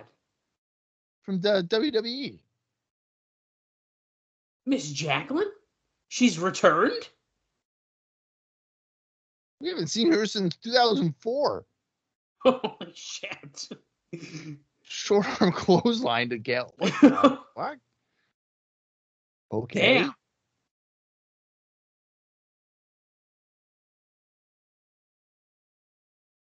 They're working together. Okay. Okay. Miss Jackie is getting up on the... Oh, shit. The death sentence to Gail Kim? Oh, my God. They hit it. Oh, my God.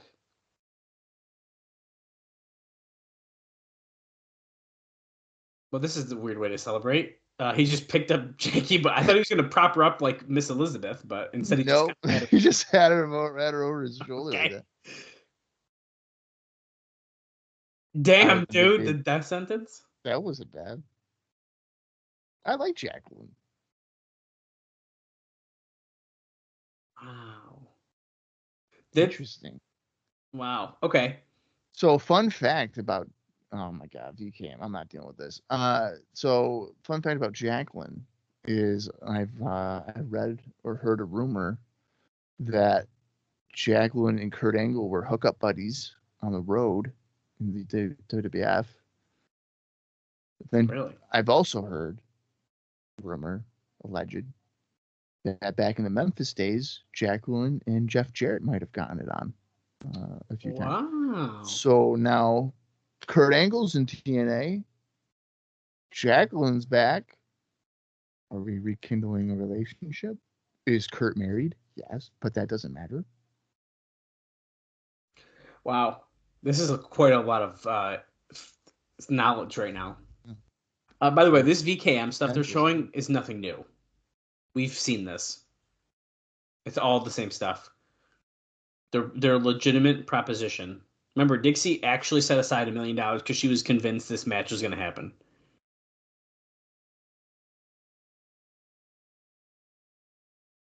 Which is just moronic to even think. Oh, God, we're doing a VCAM segment. Okay, well, while they're coming out, Bob, what's your star rating for the last match? Well, I will say the aftermath was good. That made me like it a lot more. But I'm going strictly off the match. I'm probably going to have to give it a star. 1 star. I was inching toward 1.5 stars. So.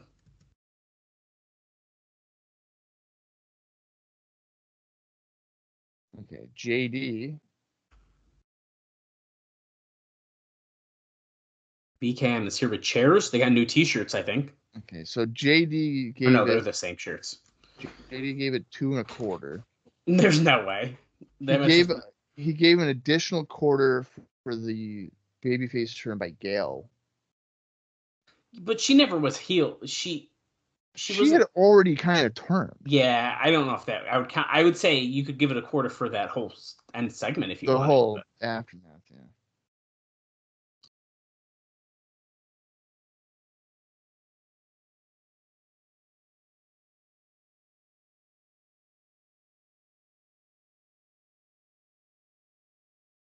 Oh, war is hell, and it's very hard to declare a victor.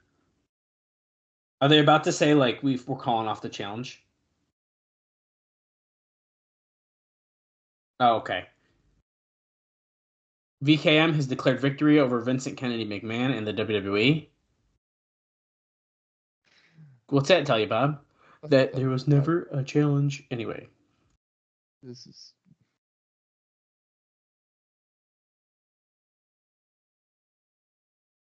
I can't, like, I hate that. This is where you're going to the bathroom on your, like, if you're watching the pay-per-view live.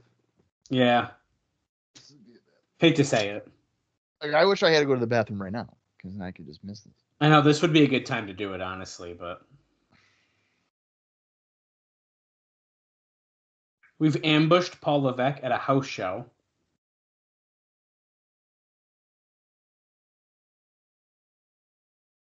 Not a damn thing.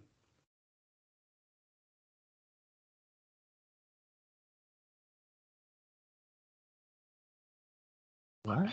I don't know.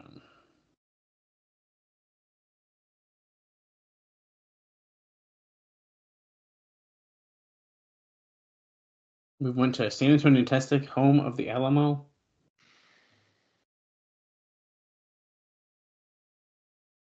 Michael Higginbottom.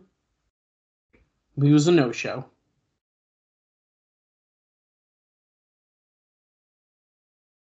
Would you wear that hat? I don't really like the red thing at the bottom. I almost wonder if it's two hats. Oh shit! You might be onto something. I can't really. I do feel like that is a real hat, though. I think that. I'm sure the black one is, but the red one might be a secondary hat. I don't know. I feel like it'd be too thin. I don't like that we're wasting pay-per-view time with this. I feel like every pay-per-view we waste time with a segment like this. I know. That's what I'm saying. I don't like it. I don't get it.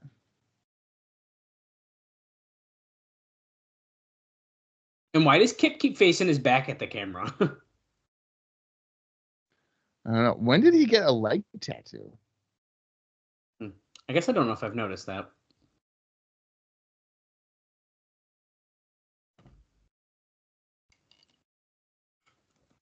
Oh, they're making a note of when there's boos and TNA chants at a recent show.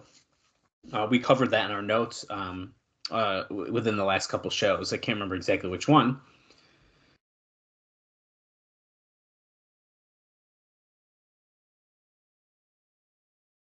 Yeah, see, the boos morphed into the TNA chant. I'm going to point out the towel guy is in the crowd, it looks like. I feel like I haven't noticed him recently. We haven't seen him in a long time. The last time, I see him. He was in the crowd like in the Fox Sports Net era pretty often. That's right. But that really sits there.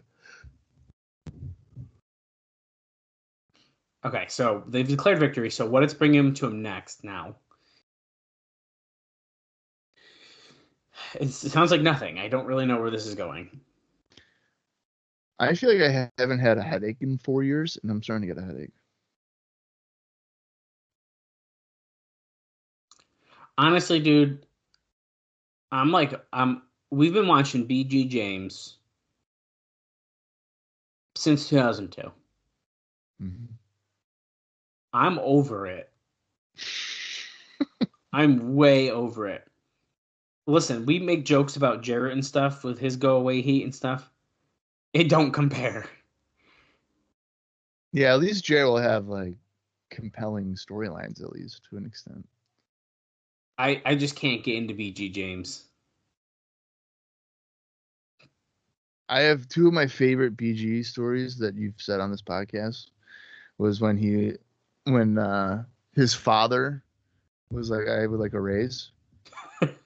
He didn't get it, and then BG's just like, oh well, I'm staying. Yeah. And then the second one was when BG asked for a raise, and he asked Kip how much he was making, and it was like double. And then they were like, if you want the raise, you got to get it from Kip. Gotta take money from Kip. Which was hilarious. It was like, I don't know, I don't remember the numbers, but let's say, Kip was making, I think it was like 1,100 or something. Or something, he was at like 5, and they're like, well, if you want $300, and ask your wait, something's happening. Christy Hemme. Hey, now you said she wanted to become a manager. Oh. So they ended that with the new sheriff in town is TNA, and now Christy's coming out here. We haven't seen Christy in the Impact Zone since she ran the letter out to Don West that one time. Oh, shit. Yeah. Oh, she could get fired for this, but she has something she needs to say. She's looking fucking good, dude. I've been watching you guys for 3 months. How you're the foundation of DX. And then, but in WWE, Sean and Hunter. We're talking about a stable that's not even in the company. They aren't supposed to say those names. No, they're not. What about China? Are we teasing that China's gonna come in? What about Rick Rude? Because she's just a woman in a man's world. Is she a blip because of that?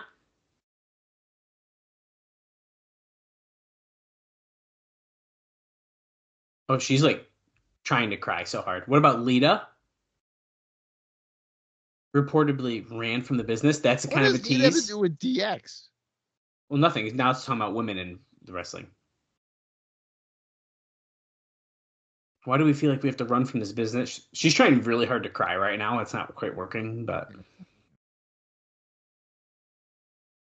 she's like, because we're disposable. And BG said, no. Oh, Val, Tracy, Gail. Bob, are we seeing the foundation? Of what? The division.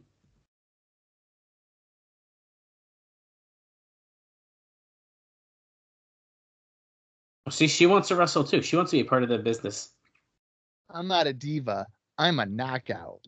Ooh, is she gonna say that? Mm. I'm gonna continue what I said earlier of that this is a really weird pay-per-view segment. Oh, this might be the last time I'm in this ring. Oh, they're chanting, "We want wrestling." Me too. I would like to get to the 30-minute Ironman Spectacular, please.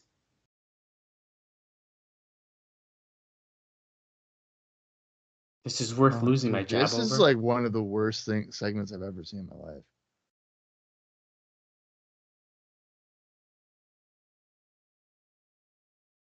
They're chanting boring when she's talking about women deserving respect. Ugh. Oof.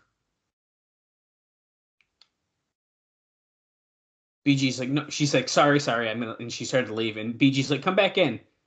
Dude, the crowd's getting mad. They said they want wrestling, so they don't think they heard you, because you want wrestling too.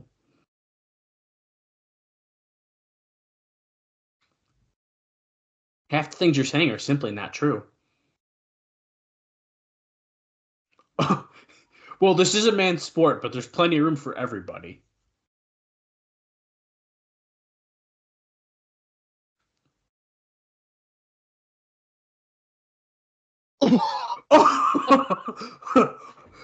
Kip just said, okay, so I'm one of them. So let me tell you something, you little slut.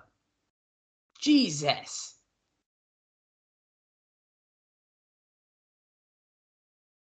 He just told her to go back to that strip club you got fired from. And don't you ever interrupt me again. Oh, God. Girls are good for two things. No. Oh! Okay. Well, they didn't say it on the mic, but he did the little crotch chop.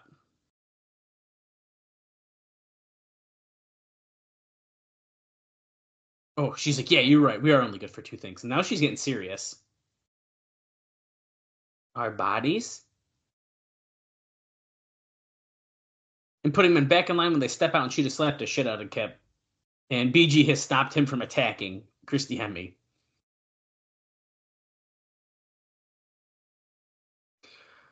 Well, she got really serious at the end there. I didn't mind the end part, but the rest of that was... I mean, I hate to break it to you, but I feel like she was serious the entire time. I meant, like, angry. She was trying too hard to, like, fake cry, and it wasn't working. Yeah, the acting was not good. Oh, God. We're backstage with T-shirts. We got Brother Ray wearing two.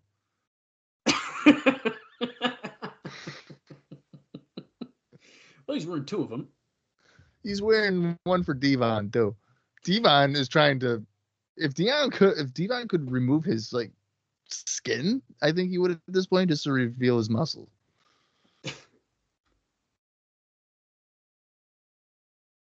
Team 3D so funny, versus the LAX. Devon is ready for a main event run, and Brother Ray is just like, "Hey, dude, you want to drink some beers?"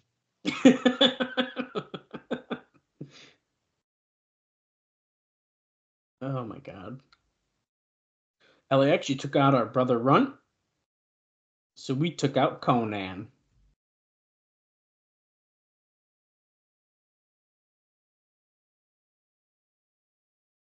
You have never, ever been in a match without Conan ringside. I actually don't know if that's true. But we'll let it slide.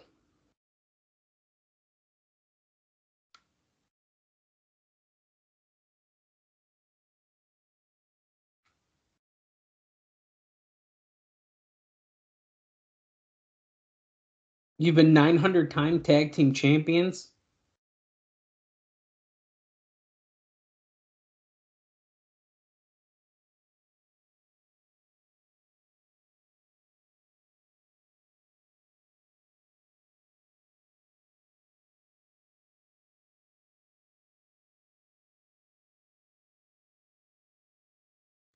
They wake up every morning and call themselves NWA World Tag Team Champions.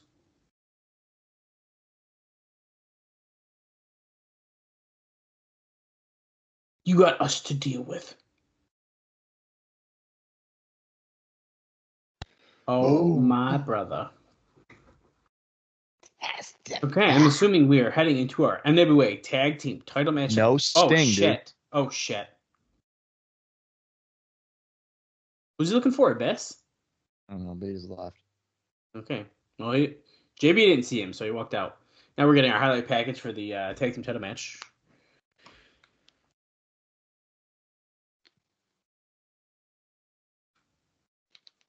Santa.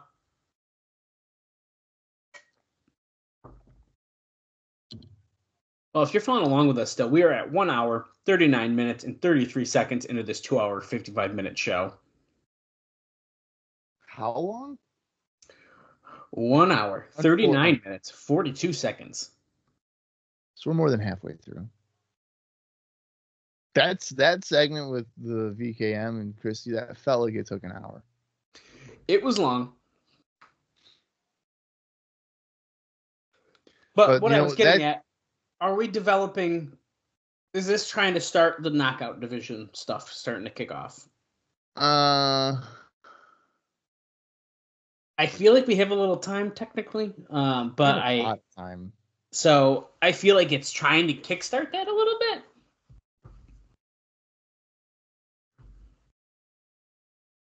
But we also don't, we have like 4 girls. Yeah. I think that's more so of her becoming a manager, because that segment screams of her bringing in guys that are going to defend her. Who? The Natural. Okay, is it bad that that's the first thing I thought too, though? But we unfortunately know that's not the case. But we have already talked about them being gone. Right. I don't know. I don't know who you would use for that. They would have. I mean, they would have to be heels,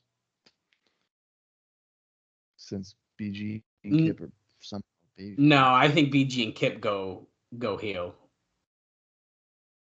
Did you not hear what Kip said in the fans' reaction to that? Ugh. They did not boo him. Well, it's also 2007. People have different feelings about that stuff. Okay.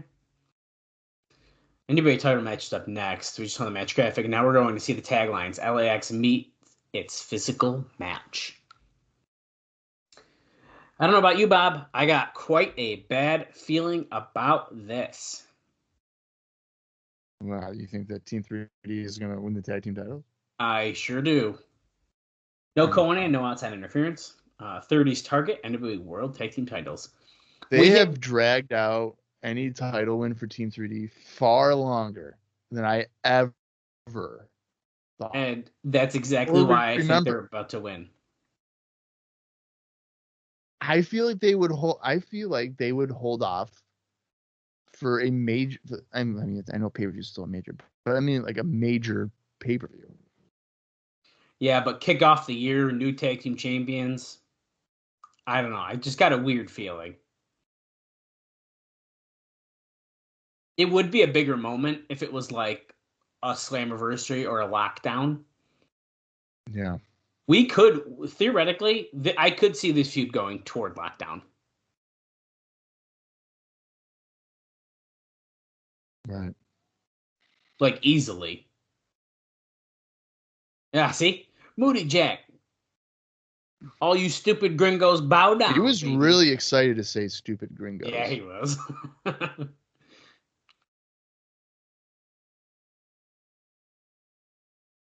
Here's Homicide. Hernandez, your NWA Tag Team Champions.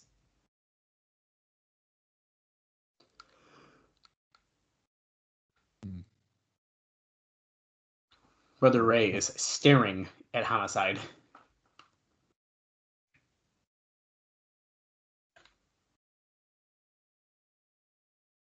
LAX is just so good. I don't think they lose the titles here. Now, fuck. Well, if you get DQ'd, you lose the tag titles. Oh shit. So I was just gonna say even do that. We could do something dirty like that, but you're right. What if? Okay. Team 3D just gets DQ'd, probably. Team 3D gets DQ'd. Maybe they use a table because there's like 17 underneath the ring. 7. Okay, so you could do something like that where they get DQ'd here, Team 3D, with like a table, whatever. Then you drag it against all odds in like a non-title tables match or something.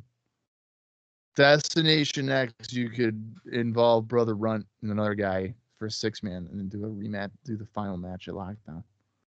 I could easily see that happening. I think you have a good point, right? This is well, I don't know if it's the first time is it the first time these teams have fought? In TNA? I don't know if it is it?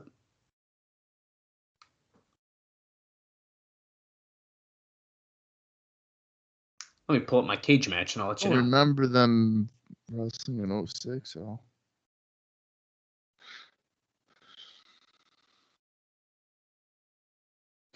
Let's see.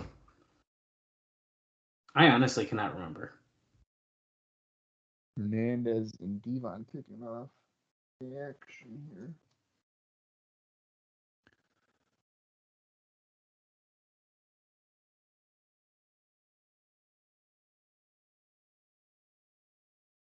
Okay. I think it is.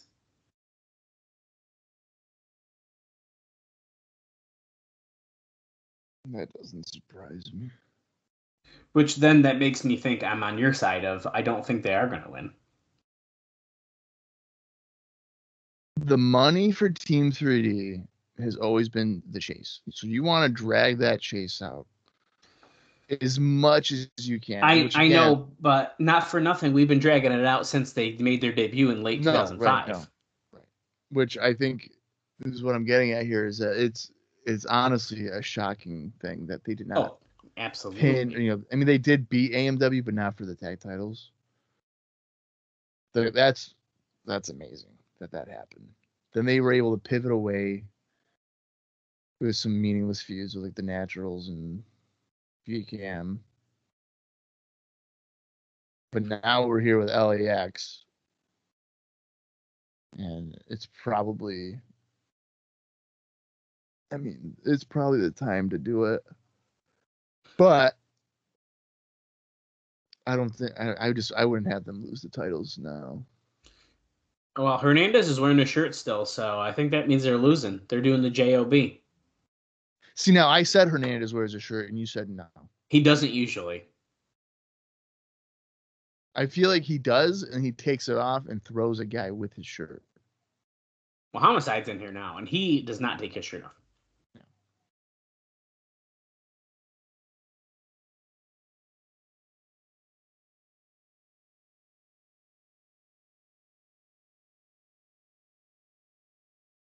Homicide, who is at this point in time the new Ring of Honor World Champion, having defeated Bryan Danielson. Ladies and gentlemen, you still have an opportunity to text your vote in if you think Samoa Joe or Kurt Angle is going to win the 30-minute Ironman match.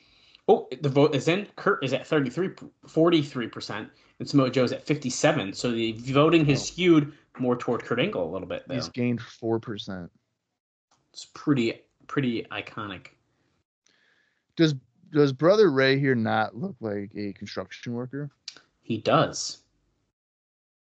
We're showing the results again. We just saw them. What do you think? I feel like somehow before that match, it's going to be like 51-49 or 50-50. Because I don't think the voting's legit. If they show this graphic one more time, who is going to win the Ironman match? For the love of God, it's not TV. To vote Kurt, text Kurt to 2,500. To vote Joe, text Joe to 2,500. I feel like if I were to text that number now, I would get charged like $49.99. I would like you to try. I'm not going to do that. Because what if it's like an extension to Vince Russo?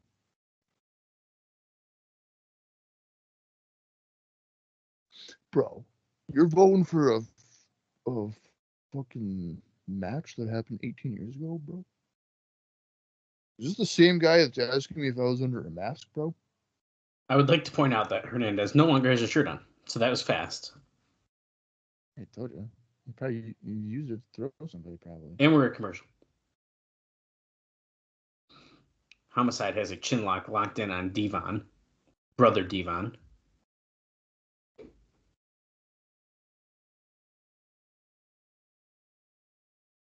Coming off the rope.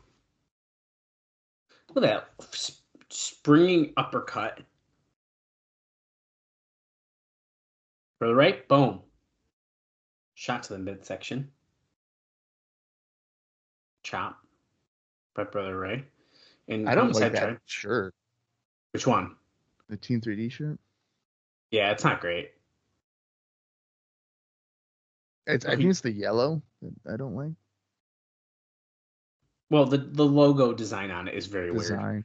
These guys, look at this. Is this a shoot, brother? Tweet Vince Russo again. Did they have a shoot fight in the LAX Team 3D? Just so I can get an answer of no. Dude, that was definitely Vince Russo. I think it was. Oh my God. I want to message him and be like, Vince, did Abyss really like kill his dad? You know, like that's why he went to jail or whatever. Like, what happened? He'd probably be like, bro, I don't got time for this. Block. It's like we tweet him every match. Be like, how do you think that Bob Backlund did during the PCS as well? Hey, Vince, do you think Austin Starr and Austin Aries are the same guy? They look real familiar. I'm not sure. How do you think about Jerry Lynn in 2007 wrestling for the X Division title? How do you feel about that? Oh, look at Brother Ray was bleeding in that match. Was that Hardway or did he cut himself? That looks like it's Hardway. He's got a little dot on his head.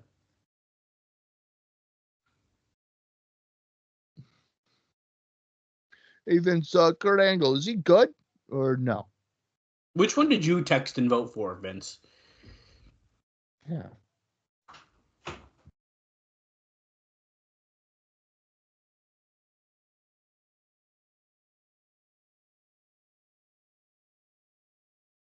Devon hammering away on Hernandez. Coming out the rope, shoulder block. Spine buster to Homicide, which would have got him a 3 count against AJ Styles. Neck breaker to Hernandez, but Homicide's there to make Check it out, bud. I got lunch. That is literally no solids in that. As he takes the girliest looking sip ever. Yeah, great. Where's that from? Rise and Shine. It's also covered in chocolate. Yeah, how many calories are in that sucker? I ain't counting again until tomorrow. It's weekend. Calories don't count on the weekend. Right. Homicide with a nice elbow off the top. That makes sense. Somehow that makes sense. It does, doesn't it, though? No. Wait till you're near that crumble cookie. You're screwed. No, I don't think I'm really gonna go there. The one place that will absolutely destroy me when it gets built is Tully's. Oh yeah. That one will get me. But until then, we should be all right.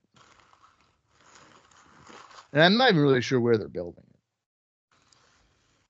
So if I don't know where it's at, then I'm okay. Uh-oh. Devon flying to the crotch of Hernandez.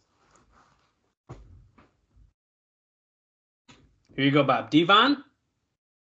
Say it. 1, 2, 3. Get the tables. 3D on Homicide. Well, he's not even a legal guy. Homicide's not a legal guy. So that 3D means nothing. Oh, Hernandez to the floor.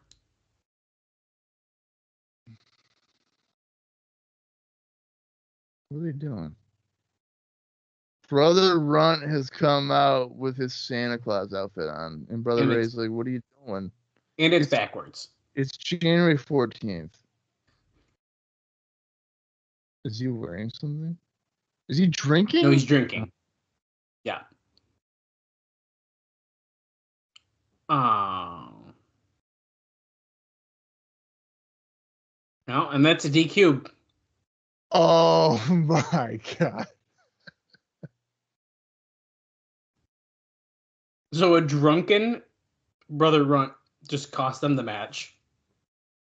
Holy crap.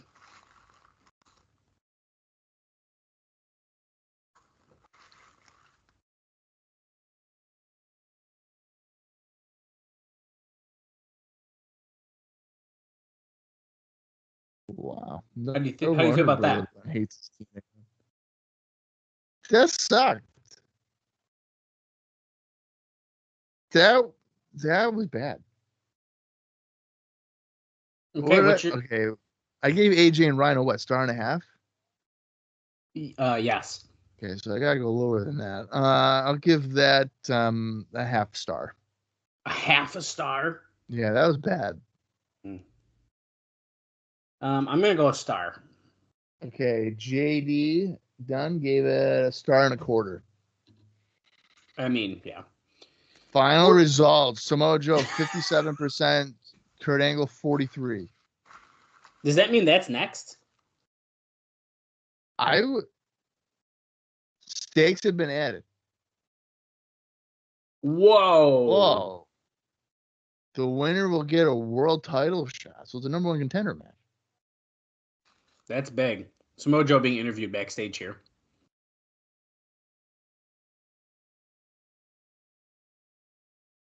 Oh, at against all odds. I like that.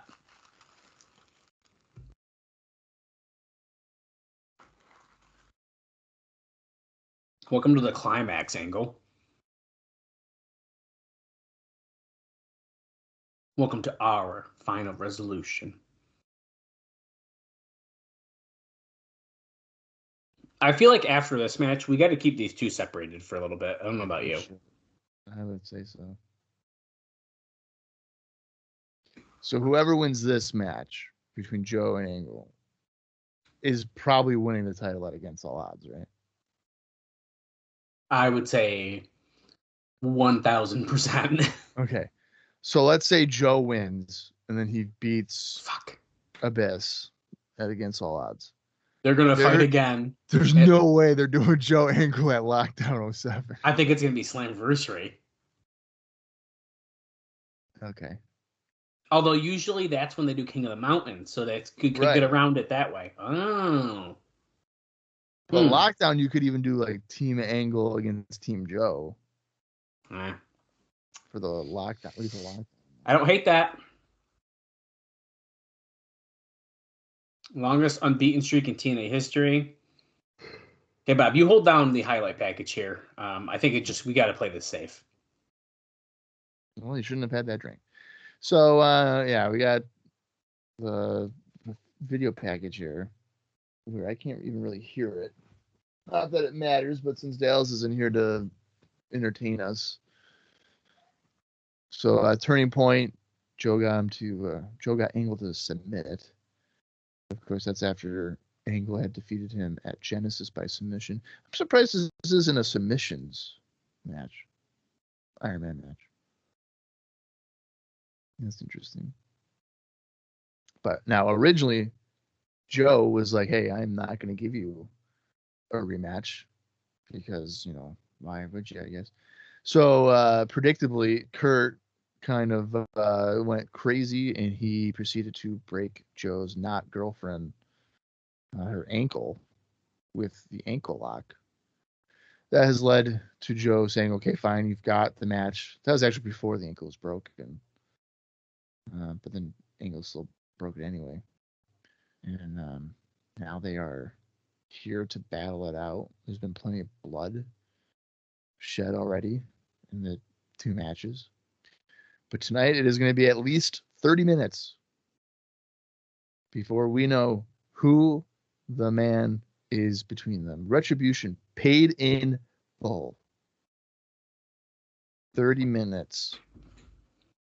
I've never been more excited for a match. Final chat. Oh, you're back already. That was a quick beat. It was strictly precautionary, Bob. So what? What? You just go in there, whip it out, nothing came out, and you went back? No, I went, but it was more like we have an hour left in the show still, and I would like it to be uninterrupted. Okay.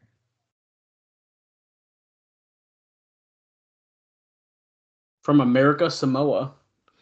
It's Somalian Joe. That's right.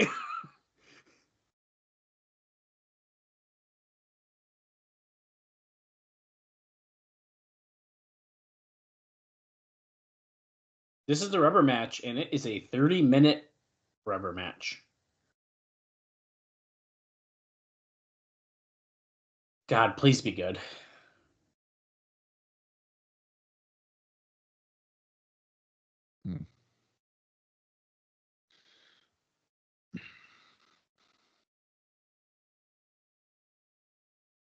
Boom, boom, boom, boom, boom, boom, boom, boom.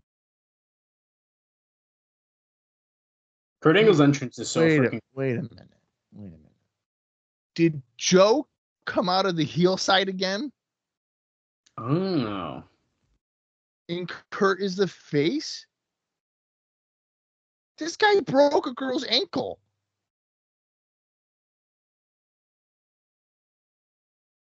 Interesting. Okay. Also, crowd reaction noticeably not high for Kurt. I did notice that as well, actually.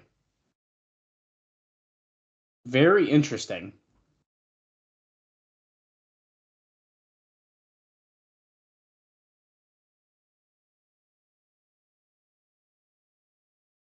Oh boy, there's Earl. He's probably dreading this for a half hour. Kurt down on a knee here, trying to go low on Joe, and there he goes, right after the legs.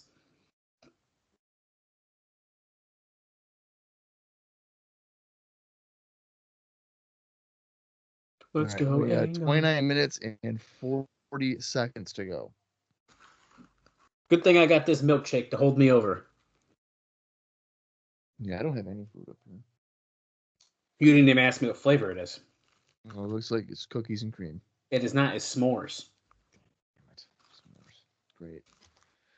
Not that you need it. What's that supposed to mean? The sugar part. That is true. Yeah. New Year starts tomorrow, okay? Yeah, of course.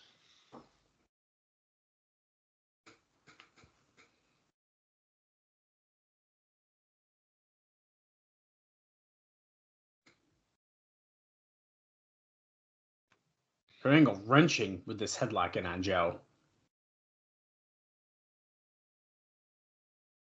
I mean, they're rallying behind Joe in a headlock less than 2 minutes into the match. So they have no faith in this guy.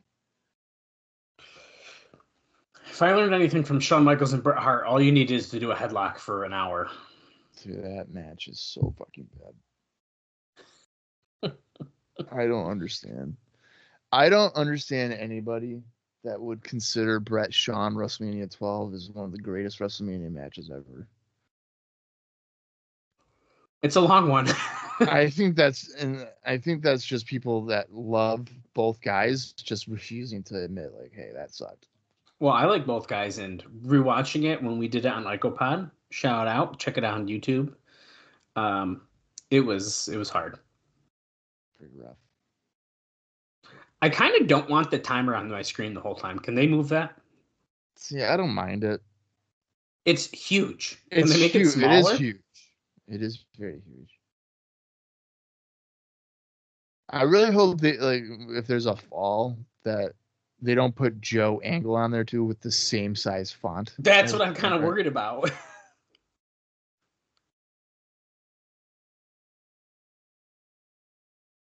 Yeah, that's pretty large number.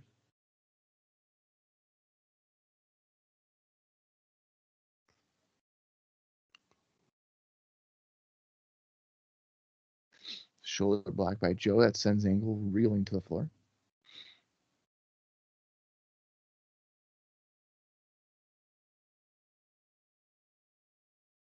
Joe is staring at Angle as after he slipped out of the ring. Joe.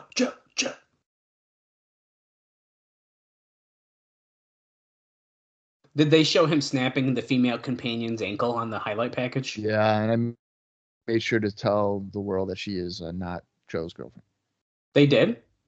They showed him doing that.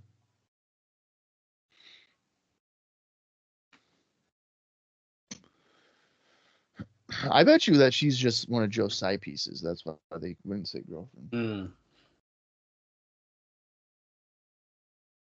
And judging by Joe's actual, wife, it wasn't his wife. So. Yeah, that's true.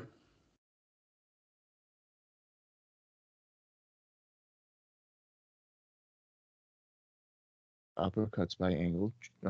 Joe responding with a jab. But more uppercuts by Angle, and he gets an advantage. Oh. Stopping Joe in the corner. Choking. 4 minutes into the match. Nothing has happened. 7 stars.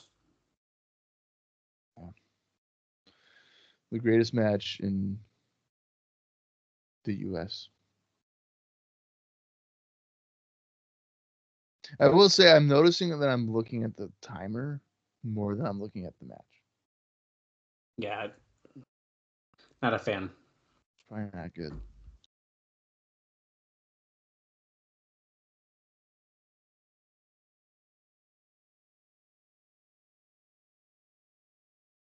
Jabbing Kurt Angle into the corner. Picks him back up. Irish whips to the other corner. And Joe coming in. Big forearm.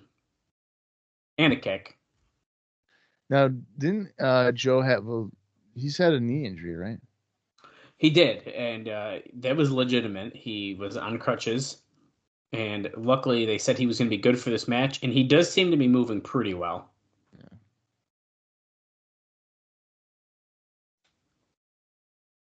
He tweaked it. Was it on an Impact match? Man, I can't remember.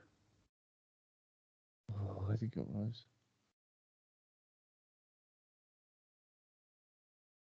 I think it was on Impact, and I think you noted like, oh, that's where it happened. We tweaked it. Well, because then for 3 weeks they had to like play it off, even though he actually was hurt. Yeah.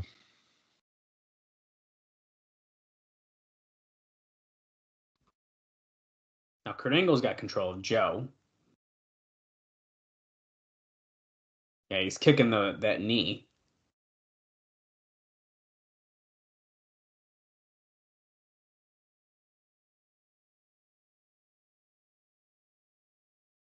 Oh, belly to belly. Overhead belly to belly suplex. Now remember what was in match 1 at Genesis that Kurt wanted to do 20 Germans and he stopped after 3. It might have even just been 10 and he still stopped. I don't think he did. Oh yeah, he wanted to do an extreme amount. Yeah, he did not get very far with those.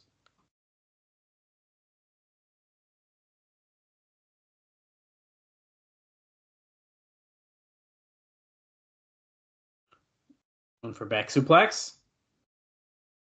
Kurt laying out Samoa Joe. And commercial. And we're back.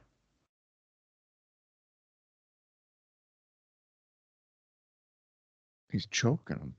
Earl, he can't choke him. It's not under the chin. He's okay. under the chin. No. He's choking. He's choking.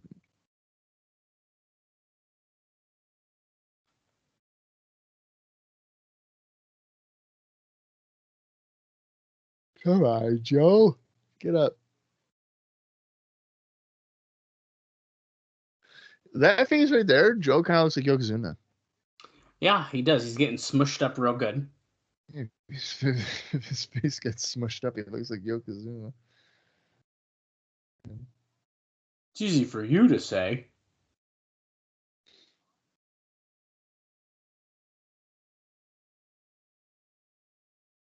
Oh, knee lift to the midsection by Kurt. And Joe flipped it right over there.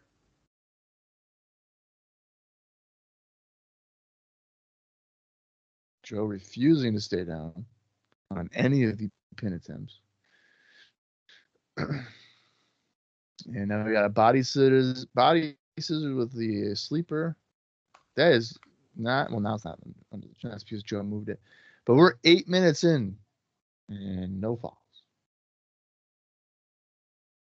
Because, Bob, you know it's going over 30.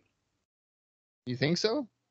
We're going to be at 0-0, and we're going to hit the 30, and then we're going to start it again, and all of a sudden Samoa Joe's going to lock in the Koji clutch, and that's it. You think Joe's going to win? Actually, no. I think it's going to be Kurt Angle, but...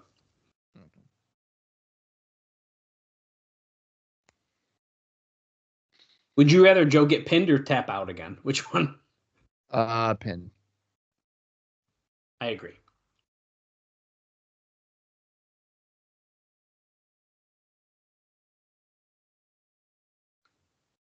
The submission is that's just more damning.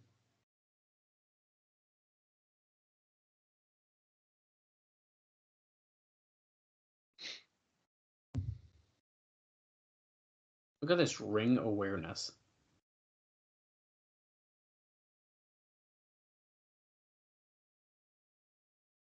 Oh, big uppercut by Angle. Only 20 minutes and 37 seconds left in the match. That's it, dude. I mean, they are pacing themselves. I will give them that. Don't worry, we're showing the Spanish announce team. I'm going to say, so we're about to be 10 minutes in. I'm going to say around the 18 between 7 when the timer reads like between 17 to 18 minutes, that's when the action will pick up. Because their matches before have been between what? Well, the first one was shorter. It was like less than 15, I think. Yeah, I think the first one was like 13 minutes, wasn't it? Yeah. And the next one was like 21. Yeah. Or 19. So I think like they'll go for it in that middle range there. Tossing Angle to the floor.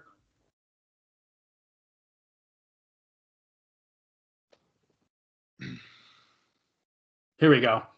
Big dive by Joe, and I mean he did not get caught at all on that. No, Kurt Angle kind of stepped to the side. Yeah, let's have another look at that today, where Joe just face plants to the floor because Kurt didn't want to catch him on the suicide forearm. Oh, he caught his head on the guardrail. I can't imagine why. Let's can we take a look at that? Yeah, guys in the truck.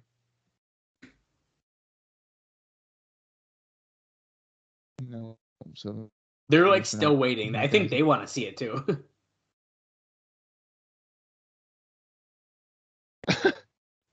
Todd goes, that better just take Kurt out, and Kurt kicks out at 1. Well, he said if he hit him cleaner. Oh, if he did. Yeah. I thought he was trying. Which it is funny timing though, because then he did kicked out at 1. Snap power slam by Joe. Cover 1, 2, kick out. It's amazing.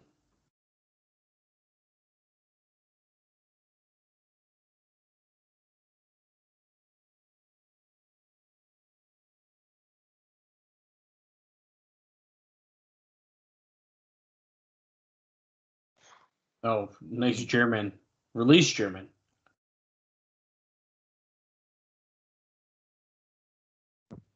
Two. Kick out at 2. 18 minutes left. Still no pins or submissions. I was saying during the video package, and you were going Tinkle, I'm surprised this isn't just like a submissions match. I'll be honest, they probably should have. Or an Ironman, even if it was an Ironman submission. But do you really want to have either guy submit multiple times? Probably not. No, they wouldn't. Just like they're not going to get pinned in this one multiple times. You're really dead set on the one. Oh, Joe trying for Muscle Buster. Counters, roll up. That was a nice counter. Joe's got choke. Wait, see, but is this all we're going to do for the next 17 minutes? Joe counter my submission, counter my submission, counter mine, counter mine, counter my. Joe's shoulders are down, Earl. They are. Kurt just tapped.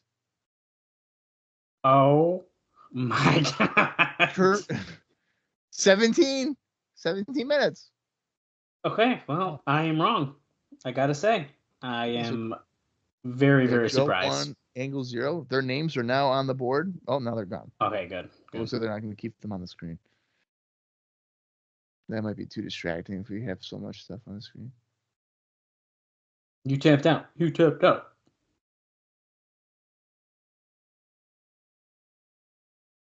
You tapped out.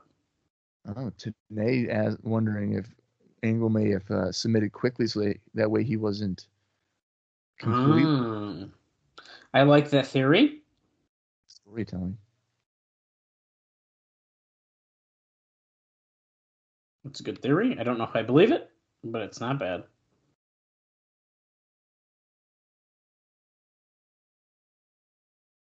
The pressure cooker that is the Ironman match.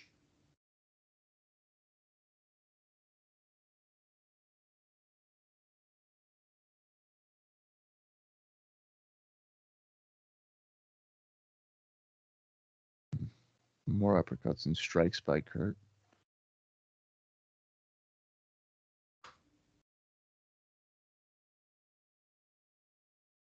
Kurt Angle's got control now. Okay, so now Samoa Joe's going to tap out at one point. I already know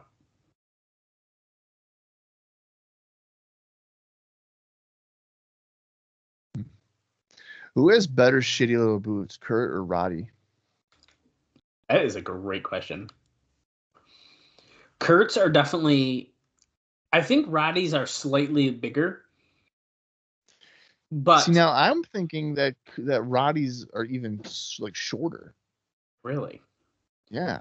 Well, because I was gonna say, to me, those are clearly like wrestling, like shoe boots. Yeah. Roddy's are slightly they're like not quite tall enough, and they're not quite short enough. So that's why they're shitty. Right. So I think my vote goes for Roddy. Because they go with Kurt's presentation more than Roddy's.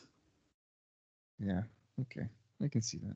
Because Kurt has like the I'm an amateur wrestler, Yeah, champion kind of thing.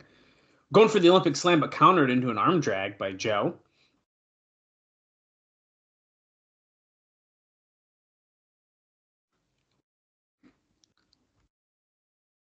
Big high knee by Joe.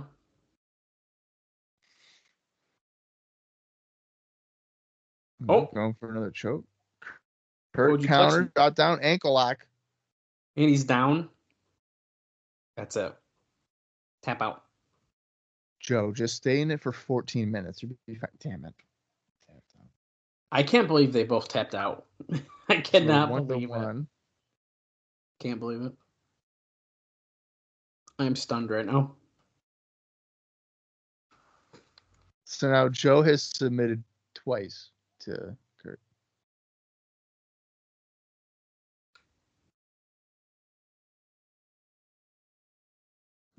So that's his Achilles heel. It's just an ankle lock. That's how you beat Joe. Really?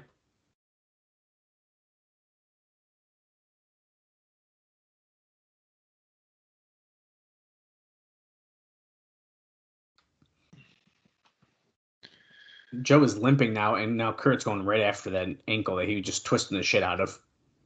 Ankle and knee with the same leg. Well, right, and because he was locked in on that knee that was all fucked up. 13 minutes remaining. We are tied 1-1. See, I think I would have done is kept it with Joe at 1 until like the last minute, and then that's when Kurt Angle gets it, and then you go into overtime that way. I would have done the opposite. I think you have Kurt do it where he's up 1-0, and then Joe. Well, that's fair. Because I don't care how they're trying to present this with Kurt coming out the babyface side. I mean, he literally broke a woman's ankle. I don't know how, in any capacity, I'm cheering for that. He's been the heel. Like, when it comes to a handshake, he's like, nah. I'd rather spit in your face. Yeah. I don't know how Joe is the heel here. Doesn't make any sense to me.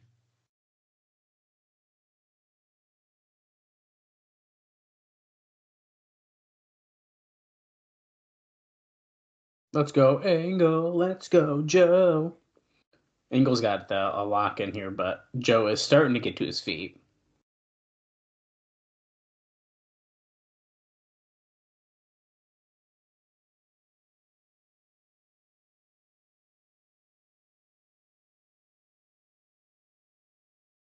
Oh, almost got a cover there, but kicked down. That was a sloppy counter of the angle slam, then a pin. I don't know what that was. No, ankle lock again. No, he sat down again. Shit. Are you kidding? Joe, don't do it.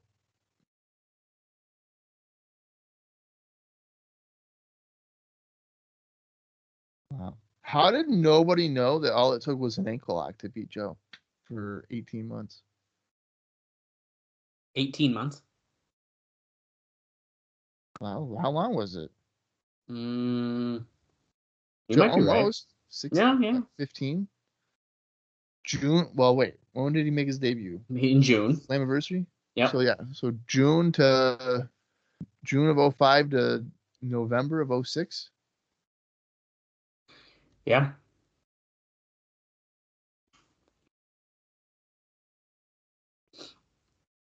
Okay, so Angle's got 2 and Joe's got 1. Yeah. We have 10 minutes and 20 seconds remaining in the match. I hope, you know what, it would be funny if this match became a situation that happened in 2CW where ISIS Effects defeated Spike Dudley 47-2 or something like that. Oh, I sort of remember that. It's funny. He just laid him out with fucking chair shots. Yeah. Picked him like 30 times. We're under 10 minutes, by the way, in this Ironman match. Remember when they teased an hour Ironman match with Jason X and Johnny Gargano, and we were like, "Fuck," and then they didn't do it. Yep, I do remember that. That was funny. I was like, "How are we going to sit there for an hour?" Yeah, there's no way. That was never going to happen. I feel like doing an hour, especially at like an indie show, is like, oh, that's tough. That's risky. That's tough. Who I think it was what AR Fox and Delaney had a pretty good half hour. Yes, they did. Joe with a knee in the corner to Angle, putting Angle up on the top rope here. That's another underrated series of matches. Yeah, it is. That was good.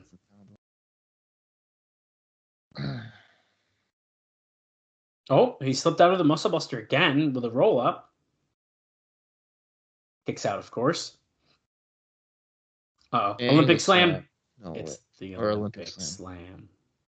1, 2. No, it kicked out. Oh my God! I thought he was going to get up 2. He poked Earl. Oh shit! Earl's pissed. He's what the hell? Well, Earl didn't bump, so that means it was definitely not supposed to happen. Right? Yeah, because he's not in the corner like holding his face for 20 minutes. Kurt going for the ankle lock. Did you ever think it was called the angle lock? I'm sure I did at some point, yeah. I never thought that. I saw something on Twitter like people were like, "No, did you know it was never the angle lock? It was always ankle." I was like, I never thought it was the ankle lock. I feel like that's like when you're a kid and you like don't realize, and I think that's why I probably did think that. Muscle Buster again. Is he gonna hit it? He does. Right in the middle, and that's a 3 count. 2, 3, yeah. That's 3. Okay, so that's the first time that Kurt's been pinned, right? Oh, I think you're right. Yes. Okay, we're tied 2-2 with 7 minutes and 20 right now, 20 seconds left.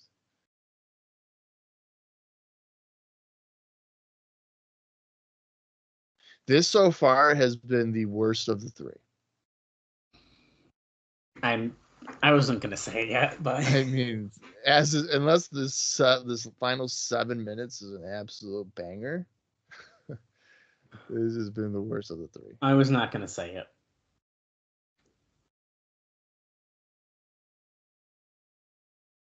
Joe hammering away with jabs in the corner.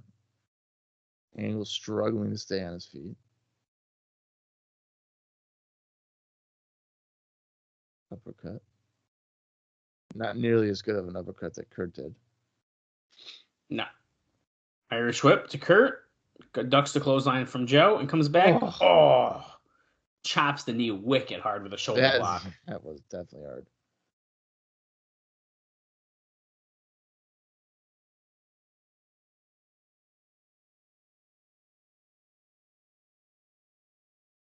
Look at this leg lock. Angle's got Joe in here. And he's twisting it around, and he drops down in the ankle lock. Man. He's not going to tap again. Three potential tap outs by Joe.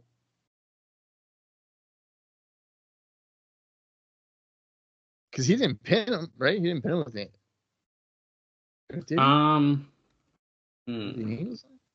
Or Olympics? I don't think he did.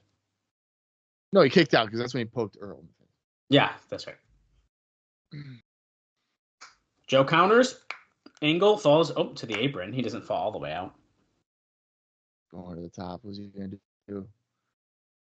Double axe handles? Nope. Caught. Switched. Roll through. Roll. What? One. Oh. He pinned him on a freaking victory roll. 3-2. Angle. Yeah. We have 3-2. 5 minutes and 9 seconds left. Okay, now we're just pinning guys to pin them. This is bullshit. Yeah. Oh man, I don't know. It's not good. I would rather these guys have just not pinned each other or submitted for a half hour. Well, that's what I mean. I kind of think was the move, to be honest. I feel like this is like against the grain of like, okay, we're gonna have falls in the Ironman match and blah blah blah, but like, eh.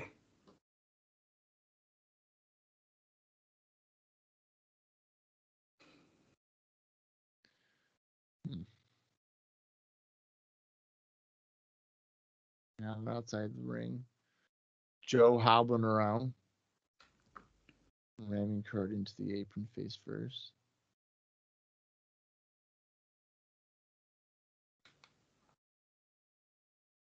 Another uppercut. Oh boy. We've got 4 minutes remaining.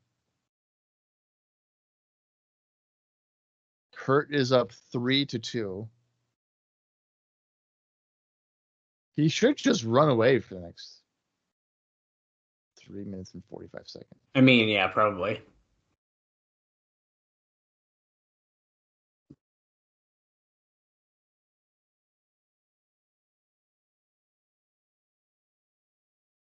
He's just wailing on Samoa Joe here in the corner.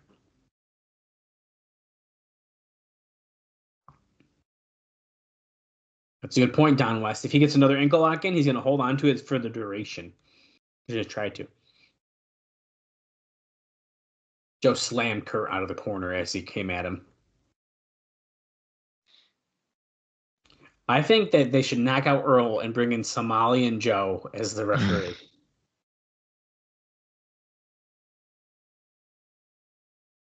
That's funny. And then he can just be Vince Russo, and he can be like, bro. Bro. I'm Kurt Angle's advisor. No, period. No. Kurt ramming Joe's left ankle around the ring post. We are at 2 minutes and 30 seconds. Joe's still down 3-2. My new theory, Joe's not going to catch up. You know what? That's even more unconventional. It's like, well, it's done. Right. I think he's going to get the choke in or something, and then Kurt Time tap for the final, like, however long, 30 seconds, 20 seconds.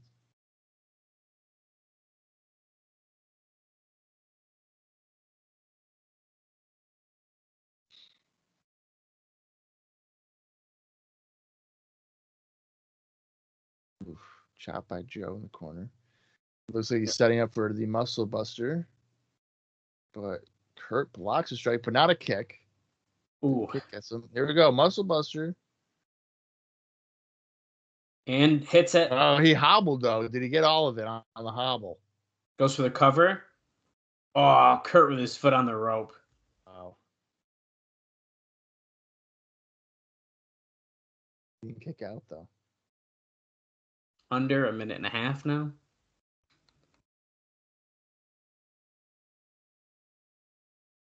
3-2 Joe. Now he's trying to go for the choke again, but Kurt counters.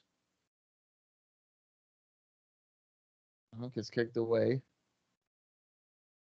Oh, 1 minute remains, and he's trying to get the choke in. Crossface strikes, but Kurt still is just. He's basically He's acting trying like a turtle. so hard. Oh, nope. Roll through.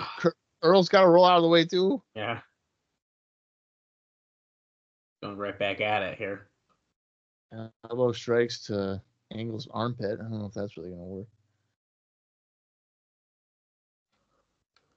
30 seconds. Look, he's putting the ankle lock in on Kurt Angle. That's it, boys. That's it. Oh, he dropped down.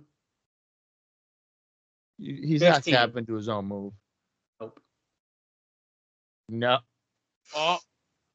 Is he gonna? 7, 6, 5, 4, 3, 2, 1. He tapped. And right after the thing ends, he tapped. Yeah. The crowd knows too. Kurt won. Yeah, that's the worst of the 3. Not even close. Dude. I can't believe that was the worst of their 3 matches. I kind of figured it would be. And it's hard. You set a time limit like that, it's just not. Well, and they're trying to pace themselves and like right. incorporate. It's going to ruin the flow of them. It does. If we just had a straight up match that was 30 minutes long, I bet it would have been a fucking banger. Yeah. Yeah. Wow. I mean, Kurt Angle winning is not a super surprise to me in hindsight. He's definitely in line for a world title. Easy. Oh, we're backstage with Sting in a strobe light room, so don't look if there was no aftermath to that. It's just Kurt won. Okay. Kurt won. Well, what do you? So I'm giving. What are you gonna give it? Okay, my gut is saying like a 3 stars. Because I think it was a fine match, but I don't think it was nearly the 4.5 kind of match that we got. See, okay, so I'm glad you said that because I think I'm going 2.5. Ooh. And then I get it though. Yeah, I mean that's just. Okay, James Mitchell and Abyss just walked into this interview with Sting now. Sting doesn't have color on his paint anymore. He's back to just the black lines.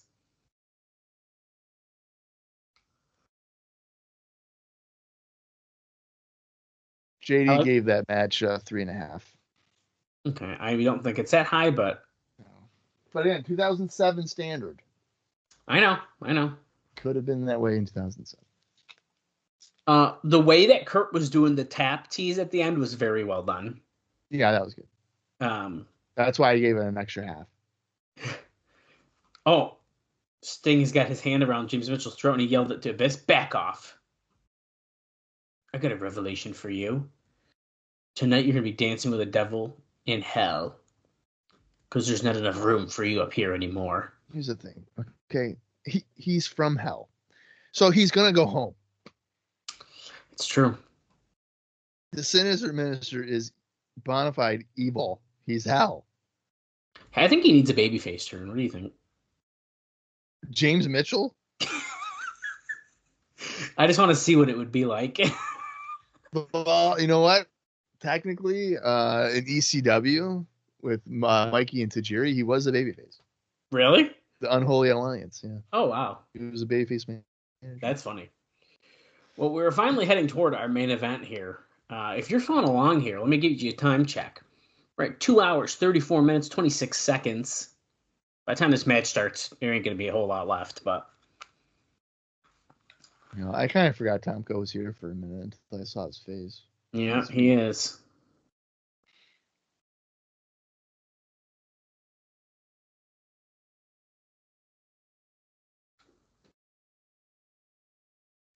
So, I mean, that's an abandoned prison, right? Obviously.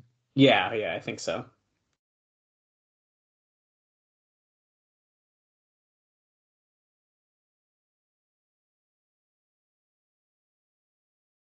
You gotta stop worrying about your past.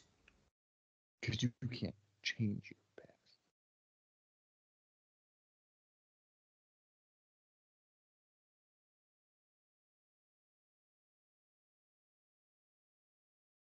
What side are you on? Mine or Sting?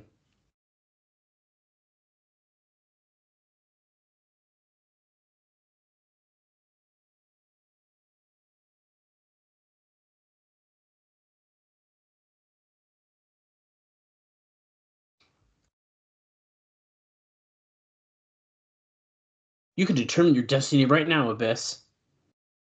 Bob, did you know that Dude Love appeared at OVW last night? Oh my god. What the fuck? Why is Foley doing stuff with OVW so much? At the Nightmare Rumble. He didn't wrestle. Um, Like, was he in the Rumble? he might have been. I don't know. There's no way. But Vince Russo reposted it, so he must have really been happy about this. He there's no way he's taking the bump outside the ring.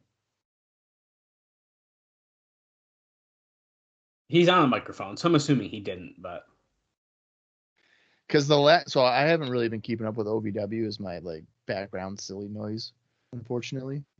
But from what I can remember, there was a point in time where Foley was on the show, and some young kid who did seem to have some potential as a heel was like trying to, I think, kind of manipulate Foley. Sting and Mitchell will fight for control. We're getting our tail of the tape here, by the way. I want to know, how do you blatantly continue to use that tag title as the... Dude, I can't believe it. Christian's insurance policy canceled. Cornette's equalizer, the elimination match. So Tomko's bailed, right? Or banned, I mean. Not bailed. I think so. I just want you to know that Mick Foley did get into the ring.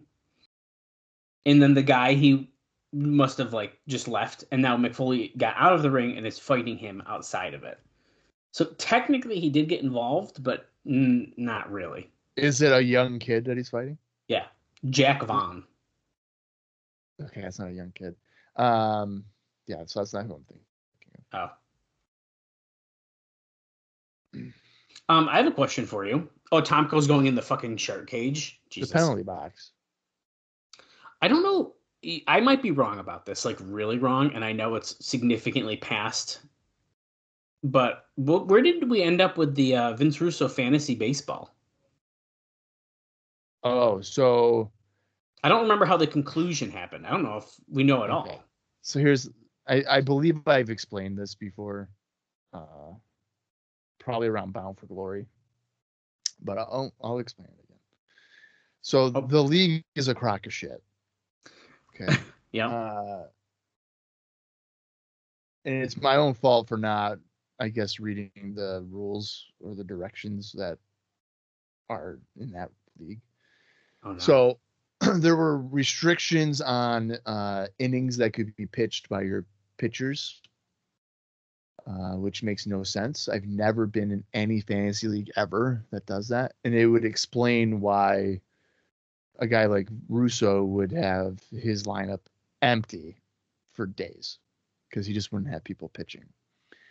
So basically, I believe I was in second place. That would have been, I think, August. And then that's when I, quote unquote, ran out of innings for my guys to earn points. So one day I could have earned 130 points, but because I didn't have any innings available for pitchers to be used, I would really earn about 11 from my hitters. So I gradually went down the rankings. And in the end, I'm pretty sure it was either last place or second to last. Holy shit. That I finished, and my team was not second to last or last place quality. Wow. So it's a crock of shit. Basically, you want to probably do nothing in terms of moving guys around and then take guys out. And then from late August till October, just load it up and fucking get all your points then. Because that's what Russo did. And I think Russo won because of that. I haven't looked at them. Wow. It's just a crock of shit. That's what it is. That's pretty lame. Yeah. It's interesting that there's this weird rule. It's a scummy way to do a league. It's interesting because it's what should I have expected? Well, it's interesting because, mind you, I don't play at all. But the fact that you're like, I've never played a league that does this, but then his is, and then he's like, you're like, why is he not doing anything for half of it? And then all of a sudden, He's got all these points. It was incredible. All right, so I'm gonna go to the league right now and see exactly where and just confirming, Jim Cornette was here and made sure that Tomko got locked into the shark cage or the penalty box, and Jim Mitchell is not locked in. Ridiculous. This is so stupid. So I'm looking at it right now. My team finished in 10th place out of 12. Hey, not bad. Vince Russo's team won. And if I'm looking at his team right now, and it is one of the worst fantasy baseball teams I've ever seen in my life. Wow. And he won the league. Yeah, it's just scumbag behavior to me to do that. Yeah, that's pretty lame. I mean, there were guys. There was this one guy, Philadelphia Phils. I mean, he had a great team. He probably should have won that league, but Russo's he's just. I mean, that's a shitty way to do fantasy sports. You don't do that, but whatever. Well, sad time, but don't you worry. Sting is laying in the punches on Christian Cage here. You know what I'll do is when Russo eventually posts for like, fantasy baseball league 2025, I'm gonna quote tweet him and be like, just so there's a heads up, anybody trying to do this league, there's limitations and you're probably gonna get fucked. So don't even bother. Hey, another ECW guy who doesn't need a shirt, Rhino. His singlet kind of helps, but it's true, no shirt. Yeah, but even with a singlet, I don't think he would need it. No. I just saw him because you know how every legend is sharing their little New Year's card they got from WWE? Oh my God. That every legend, it's just fucking Mark Henry. No, there's more I've seen now. No. Rhino's got one, Victoria got one. But they all do the same thing, like, oh, thanks so much. And it's like the little card Dude, that's what like the unsigned card. Wait. Unsigned. Now, Mark Henry's was funny because he was like, good to be respected. And it's like, that was so stupid. It's like, yeah, well, didn't you get fired? So did they really respect you that much? Yeah. Oh, big bulldog by Christian Cage. Good to be respected that a fucking PA had to go mail out probably 500 Christmas cards, and we're like, I'm not signing this shit, and just sent them out to the addresses. Like, get the fuck out silly. Of here. So Christian did a bulldog on Abyss onto the ramp, and then slammed Sting against the penalty box, and then just scoop slammed him on the concrete. Reminder, this is an elimination style match. If Abyss gets eliminated first, we will be for sure getting a new champion. Now, this is important. We are going to see Kurt Angle versus the winner of this match. Right, against all odds. Kurt Angle is technically a heel at this moment. Now, they kind of present him as a babyface, though, so we could potentially go both ways. What do you think is the ideal candidate in this match to fight Kurt Angle? Oh, my God. Okay, well, you can't... It wouldn't be if Abyss wins, he's losing it against all odds. Right. There's no doubt about that. Will they do that just to protect the other guys? But then I feel like you gotta save Angle Sting. Oh, you can't do Angle Sting. Angle and Christian could work. Yeah. Well, technically, we were supposed to get Angle and Christian on Impact 2 episodes ago, on the first episode of 2007, and Joe attacked him, so it never really happened. So, and we were even like, wow, this is crazy. They're doing this on TV. I would be stunned if Sting won. I think the easy answer is Abyss, just to, like, essentially protect the other guys. Big chokeslam on Cage, and Abyss gets only a 2 count on him, though. I thought he was going to beat him with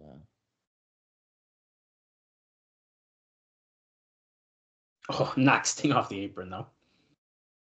I mean, I would think either, no matter who, Kurt would be winning the championship. Tomko's Oh, choking out Sting. Tomko got his arm out of the cage and he's choking Sting from it. How the fuck did he get his? Black hole slam on Christian Cage, but there's no ref.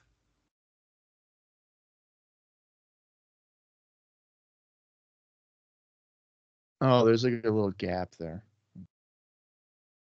Yeah, he like slipped his arm out somehow.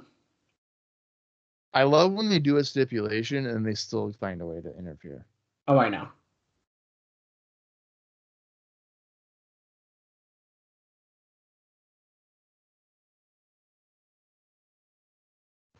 Oh. Clobbers Christian back into the ring. Well, it's the big show. Here we go. Chokeslam. Now, Abyss and Christian Cage have quite the history. He tried to drown him in his pool. That's right. Low blow. That's allowed. It's a three-way. Although, since it's elimination, he could technically get DQ'd. And Scorpion Death Drop on Abyss. Oh, my God. They eliminated Abyss.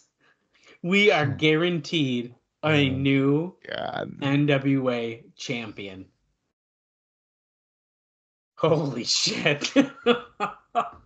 Are you kidding? All right, it's got then. Oh, see now Sting's trying to give him a handshake, and Abyss is like, "I hate you." But now is he going to do the choke? James Mitchell saying, "I want you to kill him now." Oh, wait. Murder him!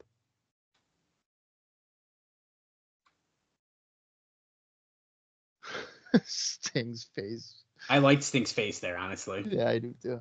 That was funny. He was like stunned that he was getting choked out like that. Yeah, Abyss is not doing it. Okay. There is no way you're doing Sting Kurt at against all odds. So Christian's got to pull this out. That's a big win for Christian to pin Sting now. Yes, it would be. So I'm confused at how they're going to do that. Is he going to beat him clean? I'm literally about to get on the edge of my seat. Dude, I know. Now I'm like, this is already so much better than the last one. Yeah, no kidding. Well, because too, I mean, they did have like some stupid match, but I mean, really, this could be seen as a culmination of like Christian turned on him back in August, and they're finally getting that pay-per-view moment here. I mean, it really is. You're right.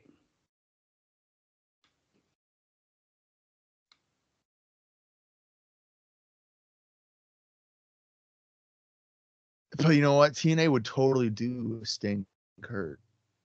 They would. They'd hot shot it. No, they so would. Look at the Samoa Joe Kurt Angle thing. Dude was here for 2 weeks and match is booked.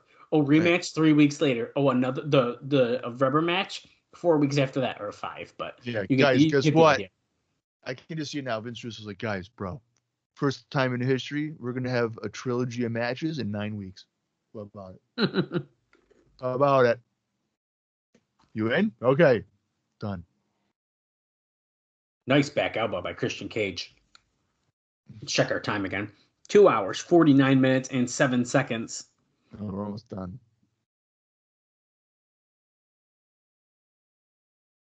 I can't. No way. There's no way. Christian is not winning. If Christian wins this, it's not clean. I'm like stunned that Abyss got pinned first.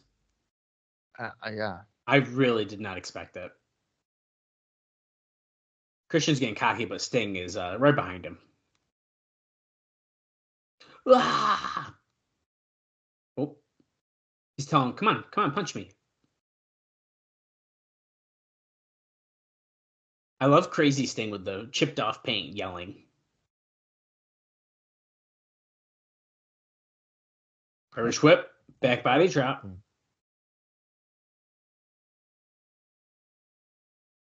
Irish whip to Christian Cage. Oh, kick Sting. He telegraphed it. Now Sting with the throat hold. Oh, gorilla press. Where's he going to throw him? And right down in the mat. Scorpion or Stinger Splash, yeah. You gonna do it again? Is there gonna be one too many? Yep. Always is. Do it on the guardrail. You'll definitely hit it out there. I was just gonna say say. He said every time he fought Ric Flair. Every You'll- fucking time. And you'll- Shivani would be like, yo, you can't believe he hit the railing. I'm like, he's been doing this for 6 years. What are we talking about? With a superplex off the top rope.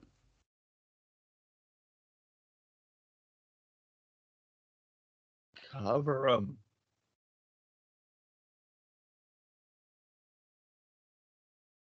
Uh-oh.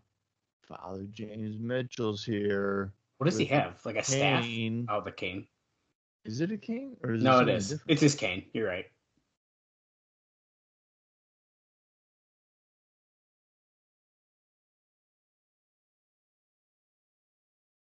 Avoids the traffic. Scorpion death block.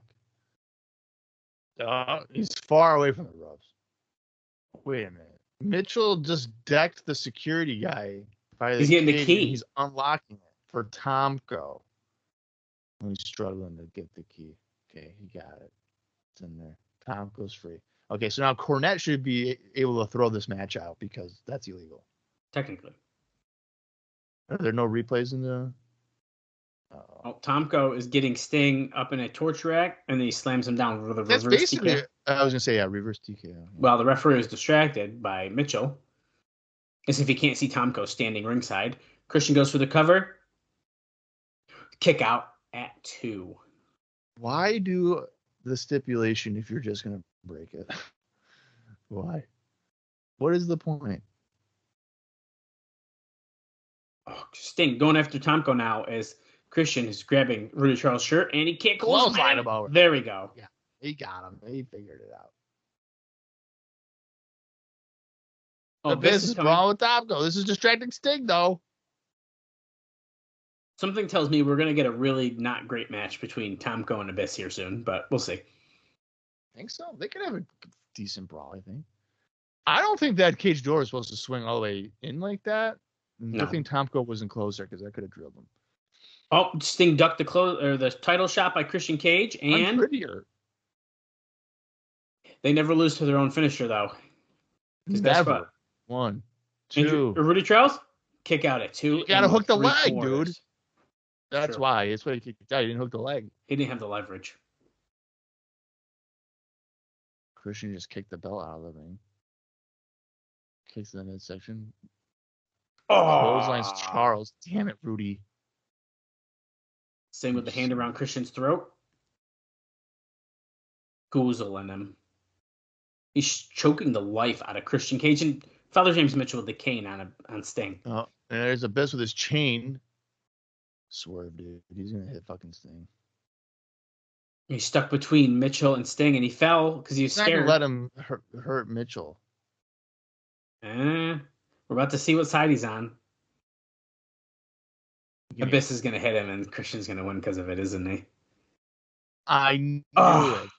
Fucking swerve. How many times has Abyss swerved Sting? 3 times, twice at least. Well, because Sting thinks he can control the monster Abyss. Right. But he can't. But like, he can't. So fucking stop doing it. Now, Sting he's cold out. Cold out. Not. And here comes Christian. Frog splash for a little extra damage. Rolls him over, grabs the referee. He's about to have Rudy pin him. Okay, 1, 2. And Christian Cage is your new NWA champion. I don't hate this. Wow. Christian is champion is fine because you know what? He never technically lost it. That And is now so that freaking true, dude. Story, his promo's gonna be like, I'm the rightful fucking champ. I told you. Like, I never lost it. Wow. But here's the thing. Okay, so Christian and Kurt on pay-per-view. It's going to be a quick run. It's going to be a quick run. Do you think? Yeah. Well, what's after it? Destination X? Yeah. You could drag it out to that. You could. Yeah, but what he like? I'm trying to envision like Christian pinning Kurt, and then you get to that. Then you get to Destination X. Well, see, I don't think that's the part, though. Although they're definitely going to try to ban Tomko or something. I don't know. It's not going to be clean, I feel like.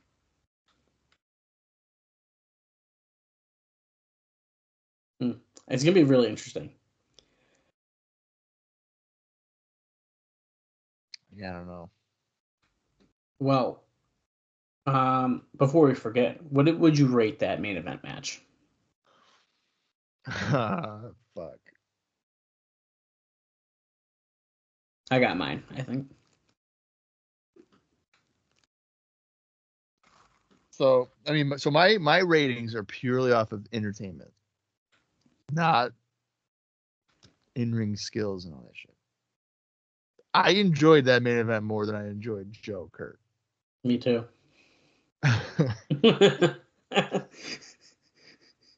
Which is a wild thing to say. I know. Asked me before this show if I would enjoy. I'd be like, "Fuck no, of course not." Joe and Angle is going to be great.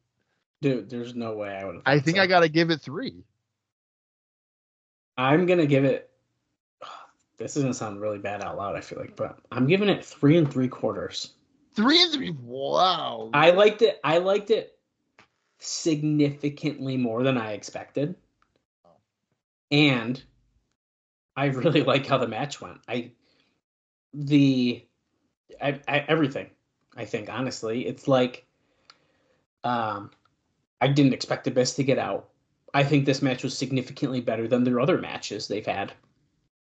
And the direction that I think this is now taking us is also great. So just in general, I think it was just so much better. To me, this was easily the best match on the show. You think it was the best match? I think it was the best one on the show, yeah. Which I guess leads into the next question. This was our first pay-per-view of 2007. You think it was a thumbs up, a thumbs down, or, well, if you want to stop being a little bitch, you could also say a thumbs in the middle.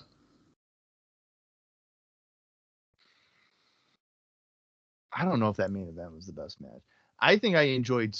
Are you writing down our ratings? Yeah, of course I am. What did I give Sabin, Lynn, and Daniels? 3. You hit 3 matches out of 3 stars. So okay, so I would say that the Sabin, Lynn, and Daniels match was better than the main event. That's a high. Okay. So that would probably be my match of the night. That's fair. That main event, in terms of if it comes down to like what match exceeded your expectations the most, it's fucking that match. Okay, yeah. Without a doubt. I gave 3 matches 3 stars. Yep. Alex Shelley, Austin Starr. Shelley. Yeah. X Division in the main event.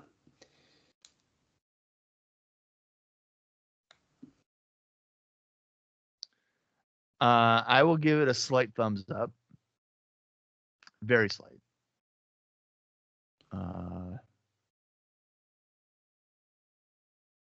The only bad, I think, was the Christie VKM thing. That's true. I'm kind of feeling split here. I feel like I was looking forward to the show maybe too much. I think maybe I thought it was going to be significantly better than it was. I don't think it was bad. My gut was telling me in the middle. Really? But I do feel like that X Division title match was good. Starr and Shelley was good, even though the weird stuff at the end I didn't really like at all. Ironman Match was fine for what it was. I'll agree that it is probably a slight thumbs up. I'm definitely dipping more toward the almost in the middle for me. But it's not a bad show. If I were to be the guy that gives off like average, like in the middle, this would be that show. But my mentality, especially for this podcast, is would I feel bad if I told somebody watch this show?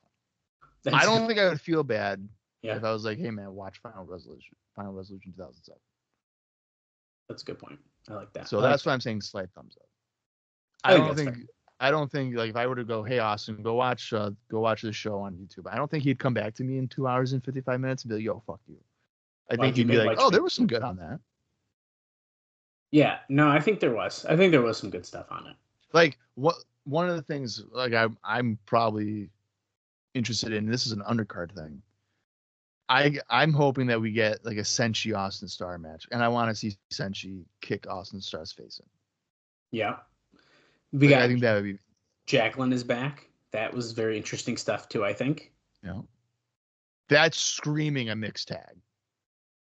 Oh yeah. Storm and Jackie against Kim and Petey, or Kim and Chris Harris. Could Harris come back for that? Ooh yeah. See, that sounds good too. There is lots of potential.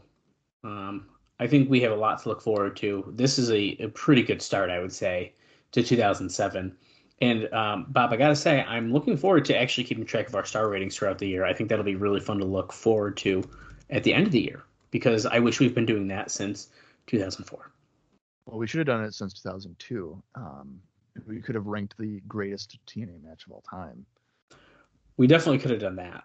But we didn't think. I would have been happy even with monthly pay-per-views. I can't believe we never thought about it. Realistically, we could probably go back and do that and be like, oh, this is what we thought of the matches on these shows. I'm sure we could. Yeah, but who cares? It doesn't matter. That's right. All right. Well, that wraps up Final Resolution. Our next pay-per-view, as we've already discussed several times, is Against All Odds, which is on February 11th. So we've got several weeks here before that time shall arrive. And of course, that's also going to be in Orlando. But what we know already, it was confirmed on the show. It will be NWA World Champion, the new NWA World Champion, Christian Cage, defending against Kurt Angle. And then probably a bunch more matches to be added throughout the following weeks. So we'll see the build-up for Cage and Angle. And the first fresh Impact taping of 2007. That's right. I'm pretty excited about that. So we'll see how it all plays out. And hopefully you guys continue to watch some TNA from 2007 with us. It's been a grand 4 years. And we're marching on for not quite 4 more, but maybe 3. So, until the next time, for Dallas Gridley, I am Bob Colling Jr., and this has been the TNA Across the Line podcast.